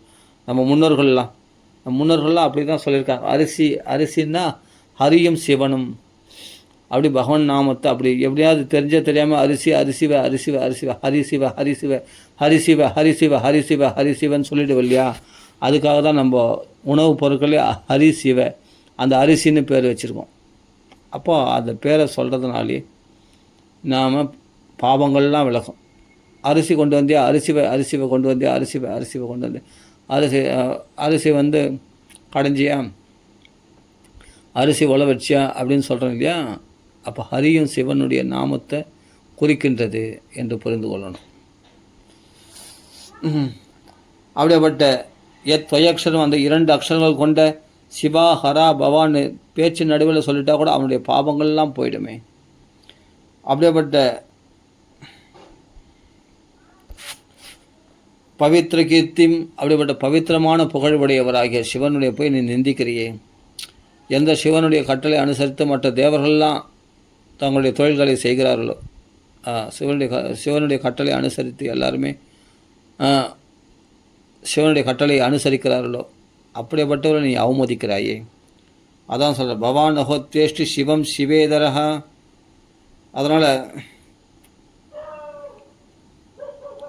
நீ அமங்கலமான நீ அப்படிப்பட்ட மங்களஸ்வரூபியான சிவனை நிந்தனம் பண்ணுறதால நீ வந்து உனக்கு மங்களம் இல்லைன்னு தெரிஞ்சு போச்சு அப்படின்னு தாக்ஷாயினி சொல்கிறாங்க. அதாவது நல்லா புரிஞ்சுக்கணும். எந்த சிவனுடைய திருவடி கமலங்களில் உள்ள தேனை பருகிறார்களோ மகாத்மாக்கள்லாம், அதான் சொல்ல எத் பாதபத்தம் மகதா மனோ அலிபீர் ஆஹா நிஷேவிதம் பிரம்ம ரசாசவார்த்திபிகி. அந்த பிரம்ம ரசம் ததும்பி இருக்குதான் அவருடைய திருவடிகளில். அந்த திருவடிகளை தியானம் பண்ணால் பிரம்ம ரசம் ததும்பி இருக்குதான். லோகசி எத்வர்ஷதி சாஷுஷா அத்தின தஸ்மை பவான் துஹ்யதி விஸ்வபந்தவே. உலகத்துக்கே பந்துவாக இருக்கக்கூடிய அவரிடத்துல நீ துரோகம் நினைக்கின்றாயே, அவருக்கு போய் ருத்ரபாகம் இல்லைன்னு சொல்கிறியே. அப்படியேப்பட்ட வள்ளல், அப்படி வாரி வழங்கக்கூடிய வள்ளல் அப்படின்னு சொல்கிறார். லோகசி எத் வர்ஷதி ஆசுதோஷின்னு பேர் சிவபெருமானுக்கு. சீக்கிரமாக சந்தோஷம் அடையக்கூடியவர். பக்தர்களுக்கு ஆசுதோஷி, சீக்கிரமாக சந்தோஷம் நிறைய வரங்களை கொடுக்குறவர். அப்படிப்பட்ட அவருக்கு வந்து என்னென்னா பேதமான பன்மையே கிடையாது. அவருக்கு என்னென்னா அவருக்கு வந்து தண்ணீர் நெருப்பு ஒன்று தான். கங்கையை தலையில் தாங்கியிருக்கிறார். அவருக்கு எல்லாமே சமதிருஷ்டி உடையவர் தான். ஆசுதோஷி மகான் எல்லாருக்கும் அவர் அனுகிரகம் பண்ணுறவர் தான். தேவர்களுக்கும் அனுகிரகம் பண்ணுவார், அசுரர்களுக்கும் அனுகிரகம் பண்ணுவார், ராட்சசர்கள் கூட அனுகிரகம் பண்ணுவார். யார் தன்னை வழிபட்டாலும் சீக்கிரமாக சந்தோஷம் அடைந்து அவர்களுக்கு அனுகிரகம் பண்ணுவார். அப்படியேப்பட்டவர் அவரை போய் துவேஷம் பண்ணுறியே. அது மட்டும் இல்லை, அவருக்கு எல்லாமே சமபாவனை தான். தலையில் வந்துடுன்னா கங்கையை தரித்திருக்கிறார் நீர், கையில் பார்த்தா நெருப்பு சட்டி ஏந்திருக்கிறார். அதே சமயத்தில் அமிர்த கலையாகிய சந்திரனை தலையில் சொல்லியிருக்கிறார் சந்திரமௌலீஸ்வரராக. ஆனால் பார்த்தா நீலகண்டனாக கழுத்தில் பார்த்தா விஷத்தை தாங்கியிருக்கிறார். விஷமும் அமிர்தம் அவருக்கு ஒன்று தான். அதே மாதிரி பார்த்தா தேவர்களும் அவருடைய பரிவாரங்கள், அசுரர்களும் அவருடைய பரிவாரங்களாக இருக்கிறார்கள் பூதகணங்களில் பார்த்தா. அப்போ தேவர்கள் அசுரர்கள் 2 பேரும் அவருக்கு எங்கன்னா பேத பாவனை தெரிந்தா பற்றியா எல்லாம் ஒன்றுன்னு நினைக்கிறார். பேர் அமிர்தம் விஷமும் ஒன்று, தண்ணீரும் நெருப்பும் ஒன்று அவருக்கு. அதே சமயத்தில் பார்த்தா அவர் ருத்ரபூமியில் வாசம் செய்கிறார் இல்லையா பார்த்தா. ஏன்னா ஏன் அதுனா நீ இந்த உடம்பு அழகுன்னு சொல்கிற, எல்லாமே சொல்கிற, கடைசியில் பார்த்தா அந்த எலும்பு கூட இவ்வளோதாண்டா, இதாண்டா உன் உடம்பு, இந்த அஸ்தி. எல்லாரும் வைராக்கிய சீலர். அவர் மங்களத்தை உண்டு பண்ணுறோன்னு என்னென்னா எந்த மங்களம்னா கடைசியில் நீ சாம்பலாக போகிற. அதுதான் இந்த சாம்பலுக்காக ஓர்பிடி நீரும் இல்லாத உடம்பை நம்பும் அடியேனே இனியாலுமே அப்படின்னு பட்டணத்தார் சொன்னார் இல்லையா. அப்படிப்பட்ட ஓர்பிடி நீர் இது. இந்த வைராக்கியம் அடைந்து இந்த தேகத்துக்கு நான் அழகாக இருக்கிறேன், நான் இந்த தேகத்துக்காக நான் ஓடி உழைக்கிறேன், கஷ்டப்படுறேன், நல்லா சம்பாதிக்கிறேன், நான் அழகுபடுத்திக்கிறேன் அப்படின்னு இந்த தேகத்துக்காக இப்படி உழைக்கிறிய. கடைசியில் இந்த தேகம் பற்றியா ஒரு சாம்பல், அவ்வளோதான் அப்படின்னு வைராக்கியத்தை உபதேசம் பண்ணுறதுக்காக. ஏன்னா இவன் என்னை தேடி வரமாட்டான், உன்னை தேடி நான் வரேன். கடைசியில் எல்லாரும் வந்து சேரக்கூடிய இடம் தான் எதுனா சுடுகாடு தான். அந்த சுடுகாட்டில் அவர் போய் உக்காந்துட்டார். ருத்ரபூமி அப்படின்னு சொல்கிறார் இல்லையா சிவபெருமான். அப்போ எங்கே போனாலும் நீ எவ்வளோ பேர் பணக்காரனோ ஏழையோ எப்படியாப்பட்டோன்னா அங்கே தானே வந்து ஆகணும். அங்கே வந்து நீ தப்பிக்க முடியாது. அதனால் அங்கே வந்தாவது அவங்களுக்கு அனுகிரகம் பண்ணணும். ஏன்னா வாழ்நாள் முழுவதும் உயிரோடு இருக்கும்போது என்னை நீ வணங்கலை, என்னை வழிபடலை, எப்படியோ தப்பு தர வேண்டும். கடைசியில் செத்து போனவாது நீ அங்கே வருவ இல்லையா, அவர்களை பரிசுத்தப்படுறதுக்காக அவருடைய சாம்பல் எடுத்து தன் உடம்புல பூசிக்கிறாராம், அவள் பவித்திரம் அடையட்டுன்னு. அப்படிப்பட்ட மங்களஸ்வரூபி சிவபெருமான் அவள் மேலே உள்ள கருணையினால் அவருக்கு என்ன ஆக வேண்டியது? லோக குரு, அவருக்கு சராசர குரு, அவருக்கு என்ன ஆக வேண்டியது? மகத் தெய்வம் அது. ஆனால் எல்லாருக்கும் மோட்சம் அளிக்கணும். காசியில் அதுக்கு தானே எல்லோரும் வலது காதில் ராமநாமா சொல்லி மோட்சத்தை அளிக்கின்றார்.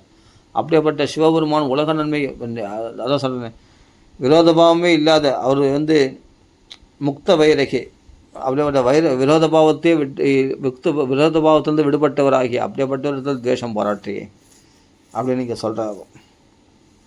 எந்த மகான்கள்லாம் பாதபத்தம் மகதாம் மனோ அலிபிகி நிஷேவிதே பிரம்ம ரசாசவார்த்திபிகி, எந்த பாதங்களில் அமிர்தம் வழிகின்றதோ அந்த திருவடிகளை தியானம் செய்கிற அவர்களுக்கெல்லாம் மனசு சந்தோஷம் உண்டாகுதோ, அப்படி மகாத்மாக்கள்லாம் வழிபடுகிறார்களோ அவரிடத்தில் துவேஷம் பாராட்டி அப்படின்னு சொல்கிறார். அது மட்டும் சொல்ல, இப்படி சிவநாமத்தினுடைய பிரபாவத்தை சொல்கிறார்.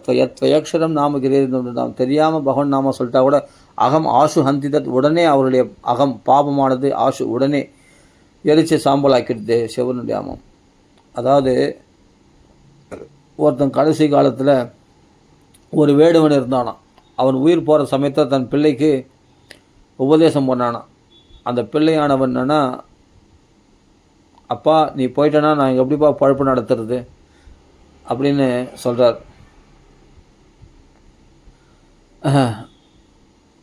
பிரகர சம்மர அப்படின்னு சொன்னார். சம்மர ஆகர பிரகர அப்படின்னு சொல்கிறாராம். அதாவது ஒரு மிருகத்தை போய் அடி, அதை கொல்லு, அது சமைச்சு சாப்பிட்டா விருத்தி நடந்துடும் ஆட்டோமேட்டிக்காக. அதில் ஆகர பிரகர சம்மர அப்படின்னு சொன்ன இந்த 3 இது ஆ பிர சம் அப்படின்னு சொல்கிற உபசர்க்கத்தை நீக்கினா ஹர ஹர ஹரன்ற பதம் வருது. அப்படி சாகும்பொழுது பிள்ளைக்கு உபதேசம் பண்ணுறதுக்காக மிருகங்களை கொண்டு அடித்து சாப்பிட்டா உனக்கு விருத்தி நடக்கும் போது நம்மளாம் வேடுவர்கள் தானே, நம்ம அப்படி பட்சியோ பறவையோ ஏதோ ஒன்று அடித்து எடுத்து சாப்பிட்டு அப்படியே விருத்தி நடந்த போது அப்படி கடைசி சொல்லிட்டு போனாராம், பிள்ளைக்கு எப்படி நான் வாழ்க்கை நடத்தினா அதுபோல் ஏதாவது அடித்து சாப்பிடு அப்படின்னு சொல்லிட்டு போனான் அந்த வேடுவன்.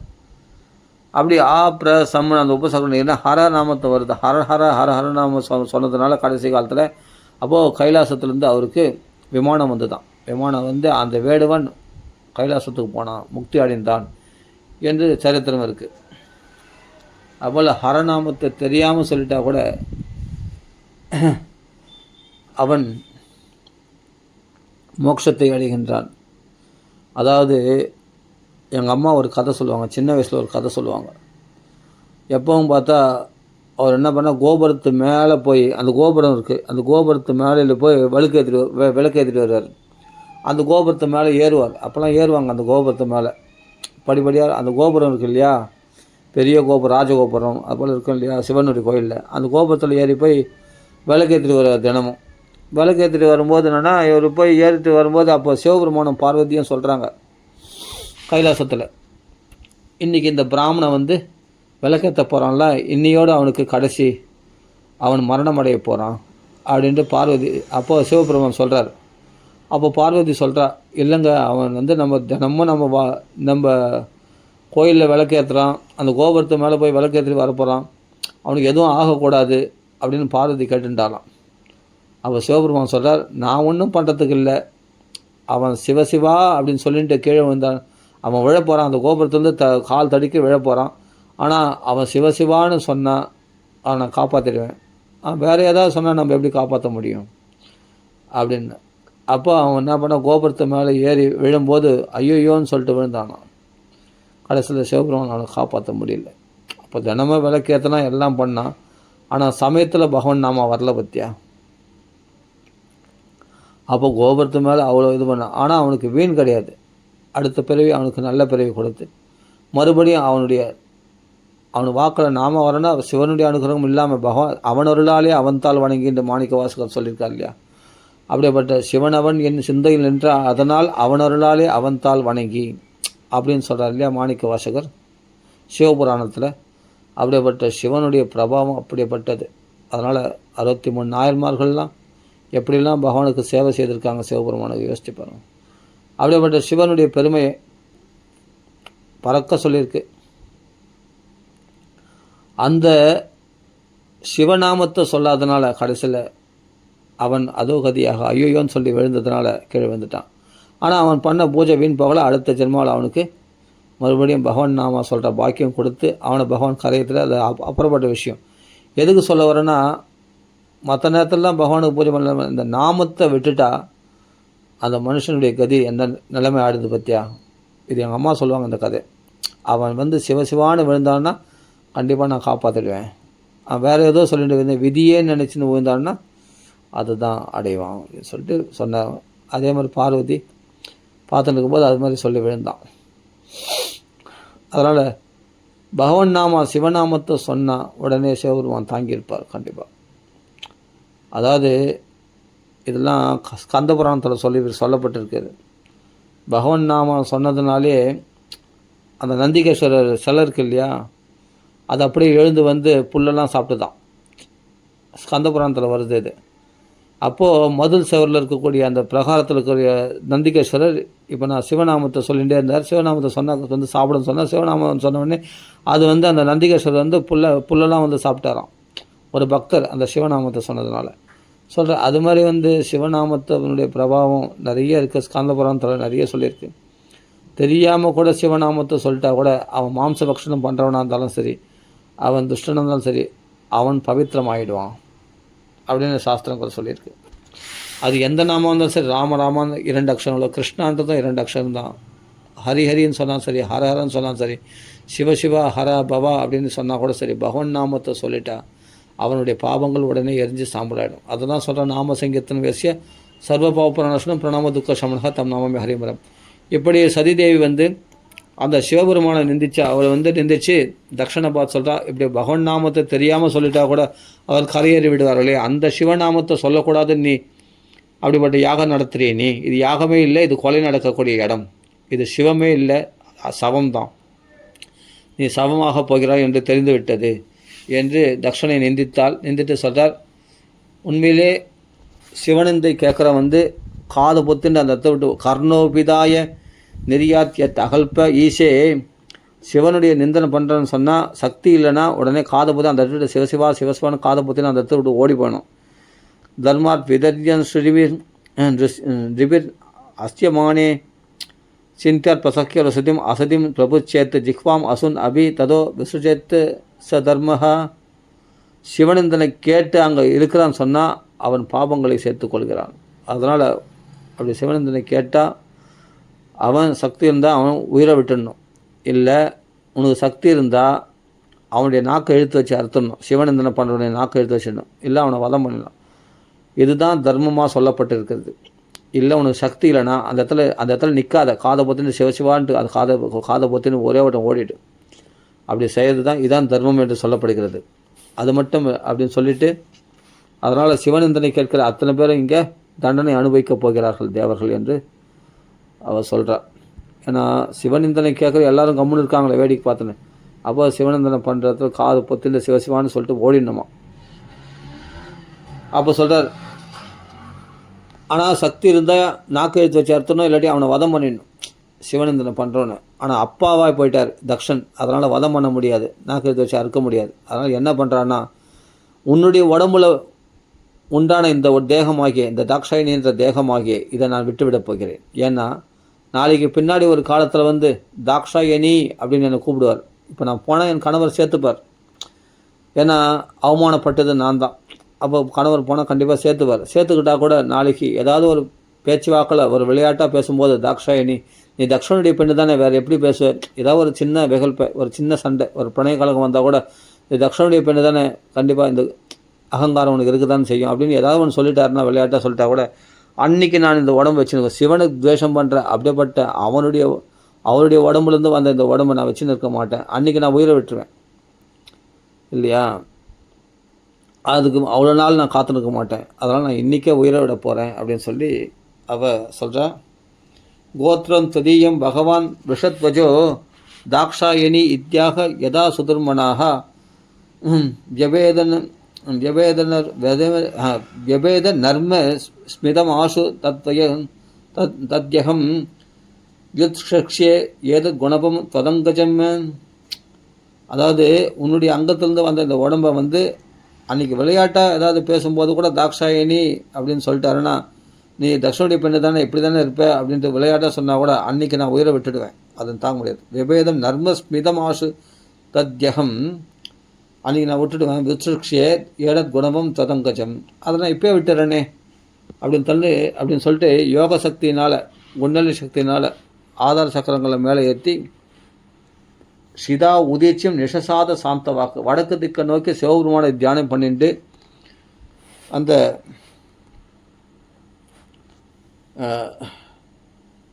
அதாவது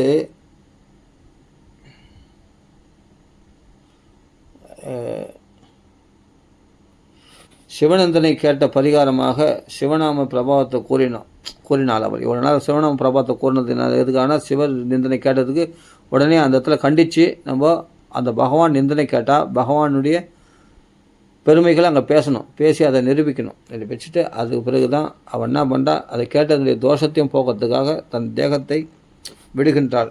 அப்போ யோகாசனத்தில் உட்காந்து இந்த உடம்பை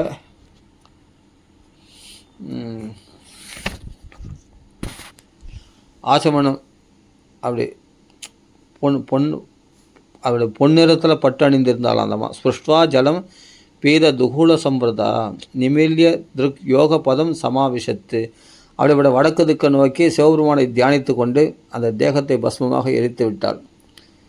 அப்போ எரிக்கிறாள், உடம்பு எரிக்கல, அம்மாமா அப்படிலாம் உடம்பு எரிக்காதமா, அப்படிலாம் பண்ணாமா அப்படின்னு சொல்லி தேகத்தை விட போகிறோன்னு சொல்கிறா. கண்டுக்காமல் இருக்கிறான் ஒரு அப்பங்காரன் தக்ஷன். கண்டுக்காமல் அப்படிலாம் செய்யாதமான்னு சொல்ல வேண்டி இருக்க கம்முன்னு வேடிக்கை பார்த்து நம்மளை திரும்பிட்டான். அவன் பாடு போனால் போயும் போட்டான் அப்படின்னு. சிவனுடைய மனைவின்னு பார்த்தோன்னே தான் தன் பெண்ணுன்னு பார்க்கல. அப்படி இருந்துட்டாங்க, எல்லாம் அலுவலகப்படுறாங்க. அப்போ உடனே நந்திகேஸ்வரர் முதலான அந்த பூதகணங்கள்லாம் கோபம் உண்டாக்கி சண்டைக்கு வராங்க. சண்டைக்கு வந்த உடனே எல்லாரும் கத்தி கபடெல்லாம் எடுத்துன்னு வந்துட்டாங்க, தக்ஷனை கொல்றதுக்கு வந்துட்டாங்க. உடனே பிருகு மகரிஷி அங்கே என்ன பண்ணுறார், யாகத்தில் ரிபுக்கள் என்ற தேவர்களை உண்டாக்குகிறார். அவர்கள்லாம் நிறைய சேனைகள் அந்த யாகத்திலிருந்து உண்டாகிறார்கள். அவர்கள் பூதகணங்களை அடித்து விரட்டி விட்டார்கள். அடித்து விரட்ட உடனே எல்லாம் பூதகணங்கள்லாம் போயிட்டாங்க. அப்போ தக்ஷனை யாகத்துடன் கொல்ல வேண்டும் என்று நாரதர் போய் சிவபெருமானிடத்தில் சொல்லிட்டார். உடனே சிவபெருமான் பார்த்தார், நடந்த விஷயத்தெல்லாம் கேள்விப்பட்டார். உடனே வீரபத்ரனை தன்னுடைய ஜடை முடியை கிள்ளி போடுறார், வீரபத்ரனை உண்டாக்குகிறார். அந்த வீரபத்ரன் போய் நேராக அந்த யாகத்தை தம்சம் பண்ணுறார். எல்லாரும் தேவரெல்லாம் அங்கங்களை முறித்து அங்கங்கள்லாம் ஓடிப்பட்டு கஷ்டப்பட்டாங்க. அப்புறமா தக்ஷனுடைய தலையை அறுத்து அந்த யாகாக்னியில் ஹோமம் பண்ணிட்டார் வீரபத்ரன். அப்படி அந்த இடத்துல வந்து ரொம்ப அசுத்தமாக்கி அமங்கலமாக்கி அந்த யாகபத்திரம்லாம் அடித்து உடைச்சி நிதம்சம் பண்ணி அந்த யாகமே பார்த்தா சுடுகாடு மாதிரி காட்சியளிக்கின்றது.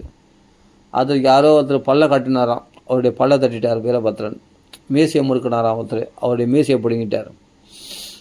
அதே மாதிரி தக்ஷன் வந்துன்னா தலைக்கணமாக இருந்தாலே அவனுடைய தலையை அறுத்து ஹோமம் பண்ணிட்டார்.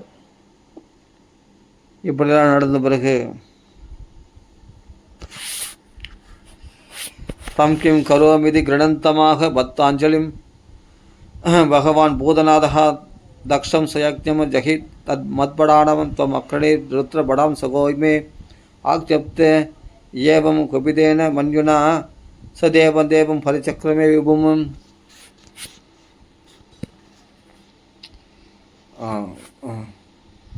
அப்போ வீரபத்ரன் தான் என்ன செய்யணும், போய் அதை சிவபெருமான் அனுப்புகிறார். வீரபத்ரனை அவர் தான் போய் தக்ஷ யக்ஞத்தை நாசம் பண்ணி தக்ஷனை சிரச்சேதனம் பண்ணி ஹோமம் பண்ணிட்டார்.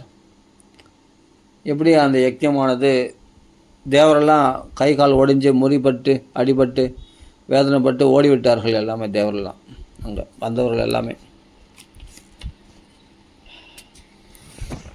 அதுக்கு பிறகு இப்படி அந்த யக்ஞமானது நாசமாக்கி விட்டது.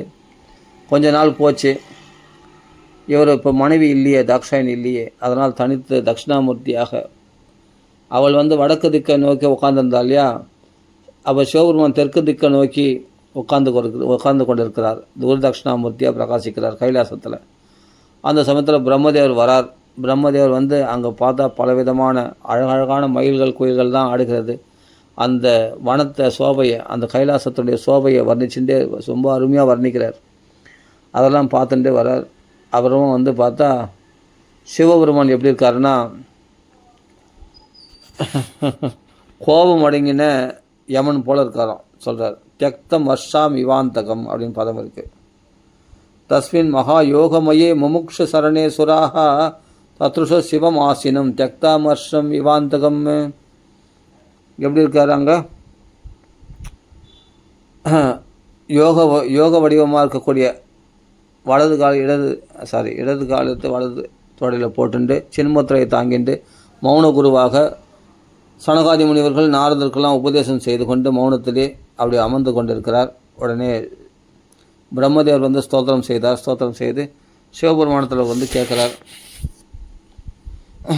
உபவிஷ்டம் தர்பமையாம் பிரஸ்யாம் பிரம்ம சனாதனம் நாரதாய பிரபோச்சந்தம் பிரிச்சதே சுண்பதாம் சதாம். இங்கே வந்து என்னென்னா சனகாதி முனிவருக்கு உபதேசம் பண்ணல, ஆனால் நாரதருக்கு உபதேசம் பண்ண தான் இங்கே வருது. இங்கே எல்லாம் ஒன்று தான். நாரதர் சனகாதி முனிவர்கள் எல்லாமே அங்கே இருக்காங்க. சனந்தநாத்தியர் மகாசித்தகி சாந்தம் சம்சந்த விக்கிரகம் சனந்தநாத்தியகி. அவர் சனகாதி முனிவர்களுக்கும் நாரதுக்கும் எல்லாருக்கும் உபதேசம் பண்ணுறாருங்க மௌன குருவாக இருந்து. அப்படி நடந்திருக்கும்போது பிரம்மதேவர் வந்து பிரார்த்தனை பண்ணி, நீங்கள் சமாதானம் அடையணும், நீங்கள் கூட மாய்க்கு வசப்படலாமா அப்படின்னு சொல்லிட்டு கேட்குறாரு. உங்களுக்கு கூட நீங்கள் வந்து துவேஷம் பாராட்டலாமா அப்படின்றார். நான் துவேஷம் பாராட்டல, எனக்கு யார் இடத்துலையும் கோபமும் கிடையாது. அவர்கள் செயலுக்கு நான் கண்டிச்சனே தவிர நான் ஒன்றும் அவர்களிடத்துல பழிக்கு பழி வாங்கணுன்ற எண்ணம் எனக்கு கிடையாது அப்படின்னு சிவபெருமான் சொல்கிறார். நீங்கள் தான் வந்து அந்த நின்று போன யாகத்தை நீங்கள் தான் முடித்து வைக்கணும், தக்ஷனை மறுபடியும் உயிரோட பழிக்க வைக்கணும் அப்படின்ட்டு கேட்குறாரு.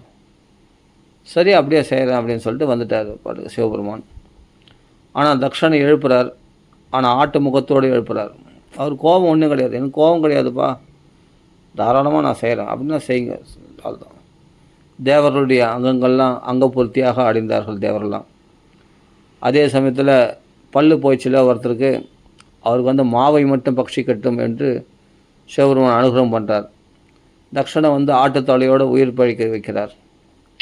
ஏன் எழுப்புறவு நல்ல தலையோடு எழுப்பலாமே, ஏன் ஆட்டு தலையோடு எழுப்பணும்னு சொன்னால் அது கூட சத்தியம் விதாதும் நிஜபிருத்திய பாஷிதம். நந்திகேஸ்வரர் சொன்னாராம், பஸ்தமுகம் அச்சிராத்து சீக்கிரமாக நீ ஆட்டுத்தலை உடையவனாக போக கடவாய். அந்த பக்தனுடைய வாக்கத்தை சத்தியமாக்கிறதுக்காக அவர் ஆட்டுத்தலை உடையவனாக எழுப்பினாராம். ஆனால் ஆட்டுத்தலையோடு எழுந்தமேன்னு சொல்லிட்டு வருத்தப்படலை. இந்த ஆட்டுத்தலையாக இருந்தாலும் சிவநாமத்தை சொல்லக்கூடிய பக்தனாக உண்டானமே என்று சந்தோஷப்பட்டார் தக்ஷன். அப்புறமா சிவபெருமானத்தில் மன்னிப்பு கேட்டுட்டார். நான் உங்கள்கிட்ட அபகாரம் பண்ண இடத்துல என்ன கூட நீங்கள் உயிர் பழிக்க வச்சுருக்கீங்களே அப்படின்னு சொல்லிட்டு சிவனிடத்தில் கண்ணீர் விட்டு மன்னிப்பு கேட்டுட்டார். அப்போது ஆட்டு தலையாக இருந்தாலும் சிவநாமம் சொல்கிற தலையாக இருந்தால் அதுதான் அழகாம். அதனால் அந்த ஆட்டு தலையோடு இருக்கிறார் அவர் தக்ஷன். அவருக்கு கண்ணீர் விட்டார். இப்போ தான் மன்னிப்பு கேட்டார். பகவான் தான் சிவபெருமான் தான் மன்னிச்சார். இன்னும் யாராருன்னா தன் பார்த்து கொண்டு இருக்கும்போதே சதிதேவி உயிரை விட்டு விட்டாலே அதை நினச்சி வருத்தப்பட்டாராம் யார் தக்ஷன். அப்போது சிவன் வந்து என்னென்னா சரி யாகம் நடத்தலான்னு சொல்லும்போது சிவனை சந்தோஷப்படுத்தினோடனே சிவன் சந்தோஷம் அடைஞ்சால் விஷ்ணு சந்தோஷம் அடைவாராம். விஷ்ணு சந்தோஷம் அடைந்தால் சிவன் சந்தோஷம் அடைவாராம். உடனே விஷ்ணு 8 கைகளோட பகவான் அங்கே பிரத்யக்ஷமாயிட்டார் சிவபெருமான். யார்? நாராயணன்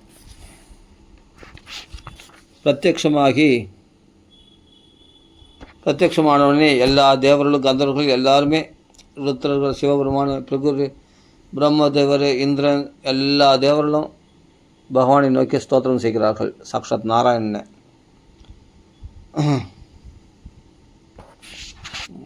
ஸ்தோத்திரம் பண்ண உடனே அப்போ பகவான் சொல்கிறார், நாராயணன் என்ன சொல்கிறாருன்னா,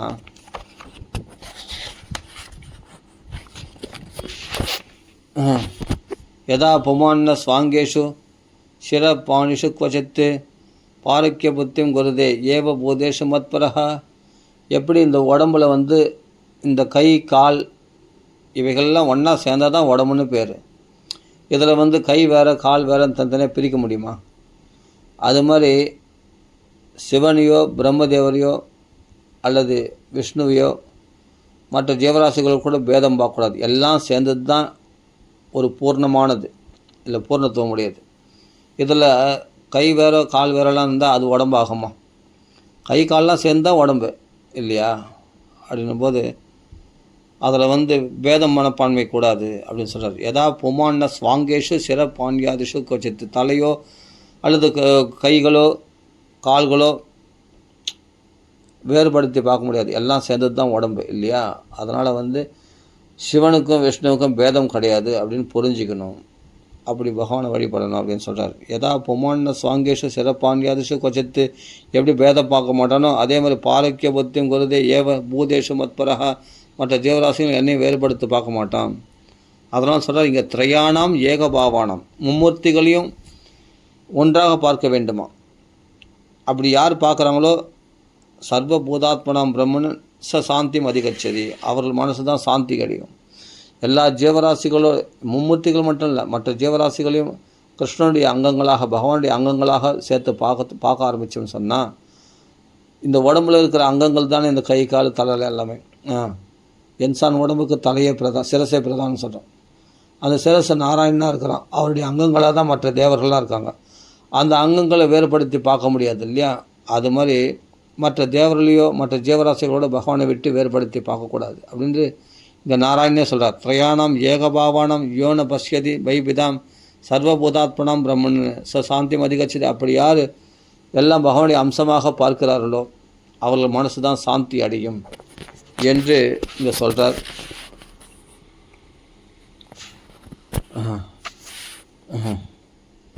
அப்படி இல்லைன்னு சொன்னால் அவர்களுக்கு மனசில் பேதமான பான்மை உள்ளவங்களுக்கு நிம்மதி இருக்காது, அவருக்கு பயத்தை தான் உண்டாக்குவேன் அப்படின்ட்டு சொல்கிறார். ஏவம் அது என்ன கபிலவாசுதேவரையும் அதுதான் சொல்கிறார், அவங்க மனசில் சாந்தி இருக்காது, பயந்தான் உண்டாகும் அப்படின்றார். பேதமான பான்மையோடு பார்க்குறோம் புத்தியில் சொல்கிறார்.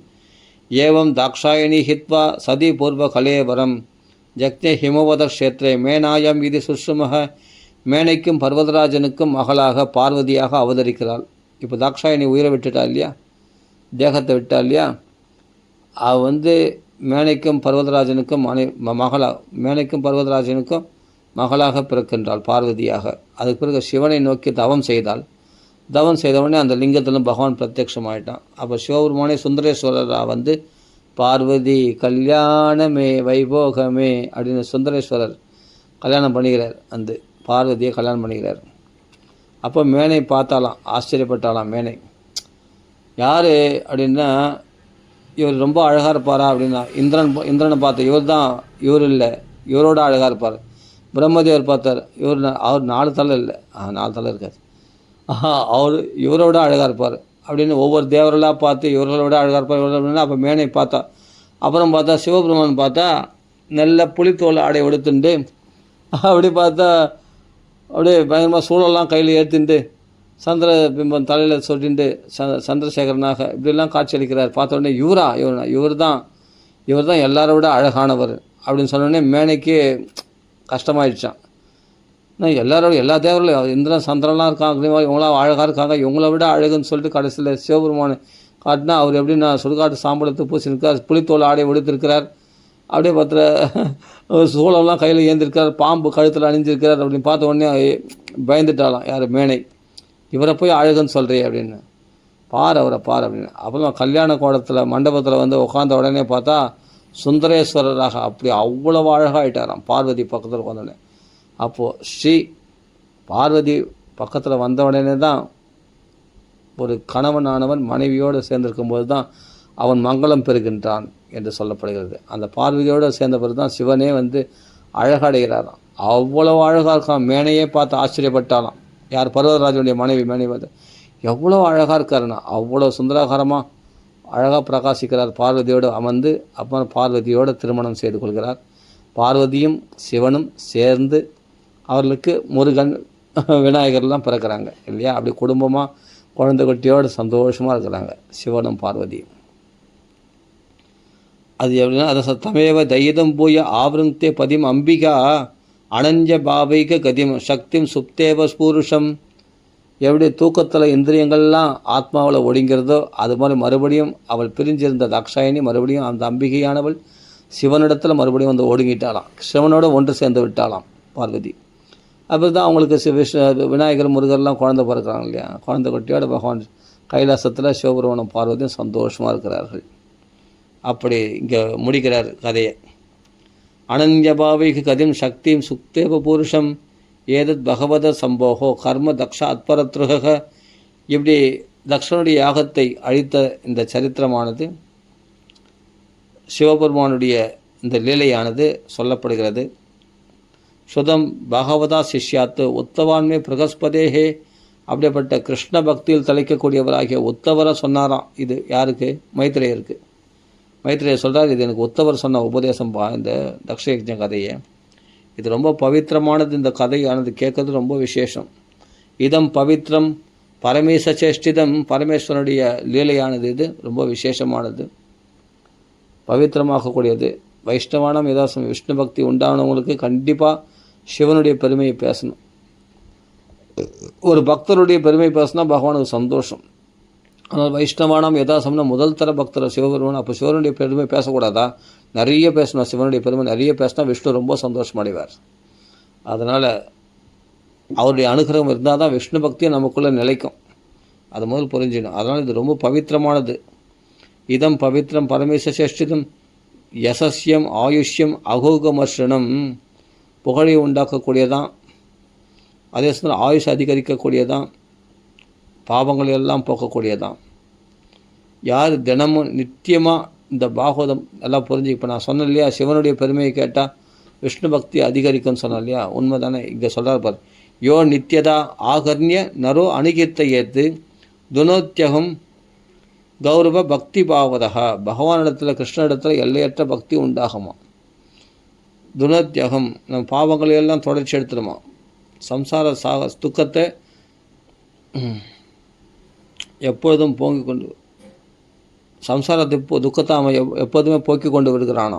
யார் இந்த பரமேஸ்வர சேஷத்தை படிக்கிறானோ, தக்ஷயஜ்ஞத்தை இந்த சிவனுடைய பெருமையை பேசுகிறானோ, அவன் சம்சார தாபத்தை உடனே போக்கி கொண்டு விடுகிறான் அவன் அப்படின்றார். யோ நித்தியதா ஆகர்ணிய நரோ அணுகிர்த்தயத்து. தினமும் ஒரு மனுஷனானவன் நித்தியமாக இதை சிரவணம் பண்ணாலோ, இந்த தக்ஷயஜ்ஞ சரித்திரத்தை, அல்லது கீர்த்தனை பண்ணாலும் சரி, அவனுடைய பாவங்கள்லாம் போயிடுது. அவன் கிருஷ்ண பக்தி அவனுக்குள்ளே உண்டா. பக்தி பாவதா, கிருஷ்ண பக்தி அவனுக்கு பெருக்கெடுத்து ஓடுகிறது என்று சொல்லப்படுகிறது.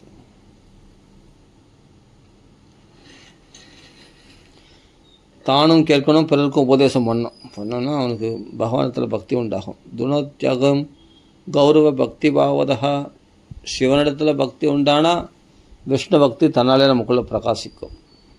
அதனால் சிவபக்தனோ விஷ்ணு பக்தனோ, உன் தெய்வத்தை நீ வணங்கு, உன் இஷ்ட தெய்வத்தை வணங்கு, அது தப்புன்னு சொல்ல வரல. ஆனால் மற்ற தெய்வத்தை நிந்திச்சுண்டு உன் தெய்வத்தை வணங்கணும்னு அவசியமே இல்லை. அப்படி நிந்திச்சுன்னா அவனுடைய தெய்வத்தையும் அவன் ஒழுங்காக வணங்க முடியாது. அந்த விஷ்ணு பக்தி பண்ணுறான்னா சிவனை துவேஷம் பண்ணிவிட்டு விஷ்ணு பக்தியும் பண்ண முடியாது. அதே மாதிரி சிவபக்தி பண்ணுறான்னு சொல்லி விஷ்ணு துவேஷம் பண்ணால் அவன் சிவபக்தியும் ஒழுங்காக பண்ண முடியாது. நம்ம அதில் பூர்ணத்துவம் கிடைக்காது, சந்தோஷம் கிடைக்காது. அதை நல்லா புரிஞ்சுக்கணும்.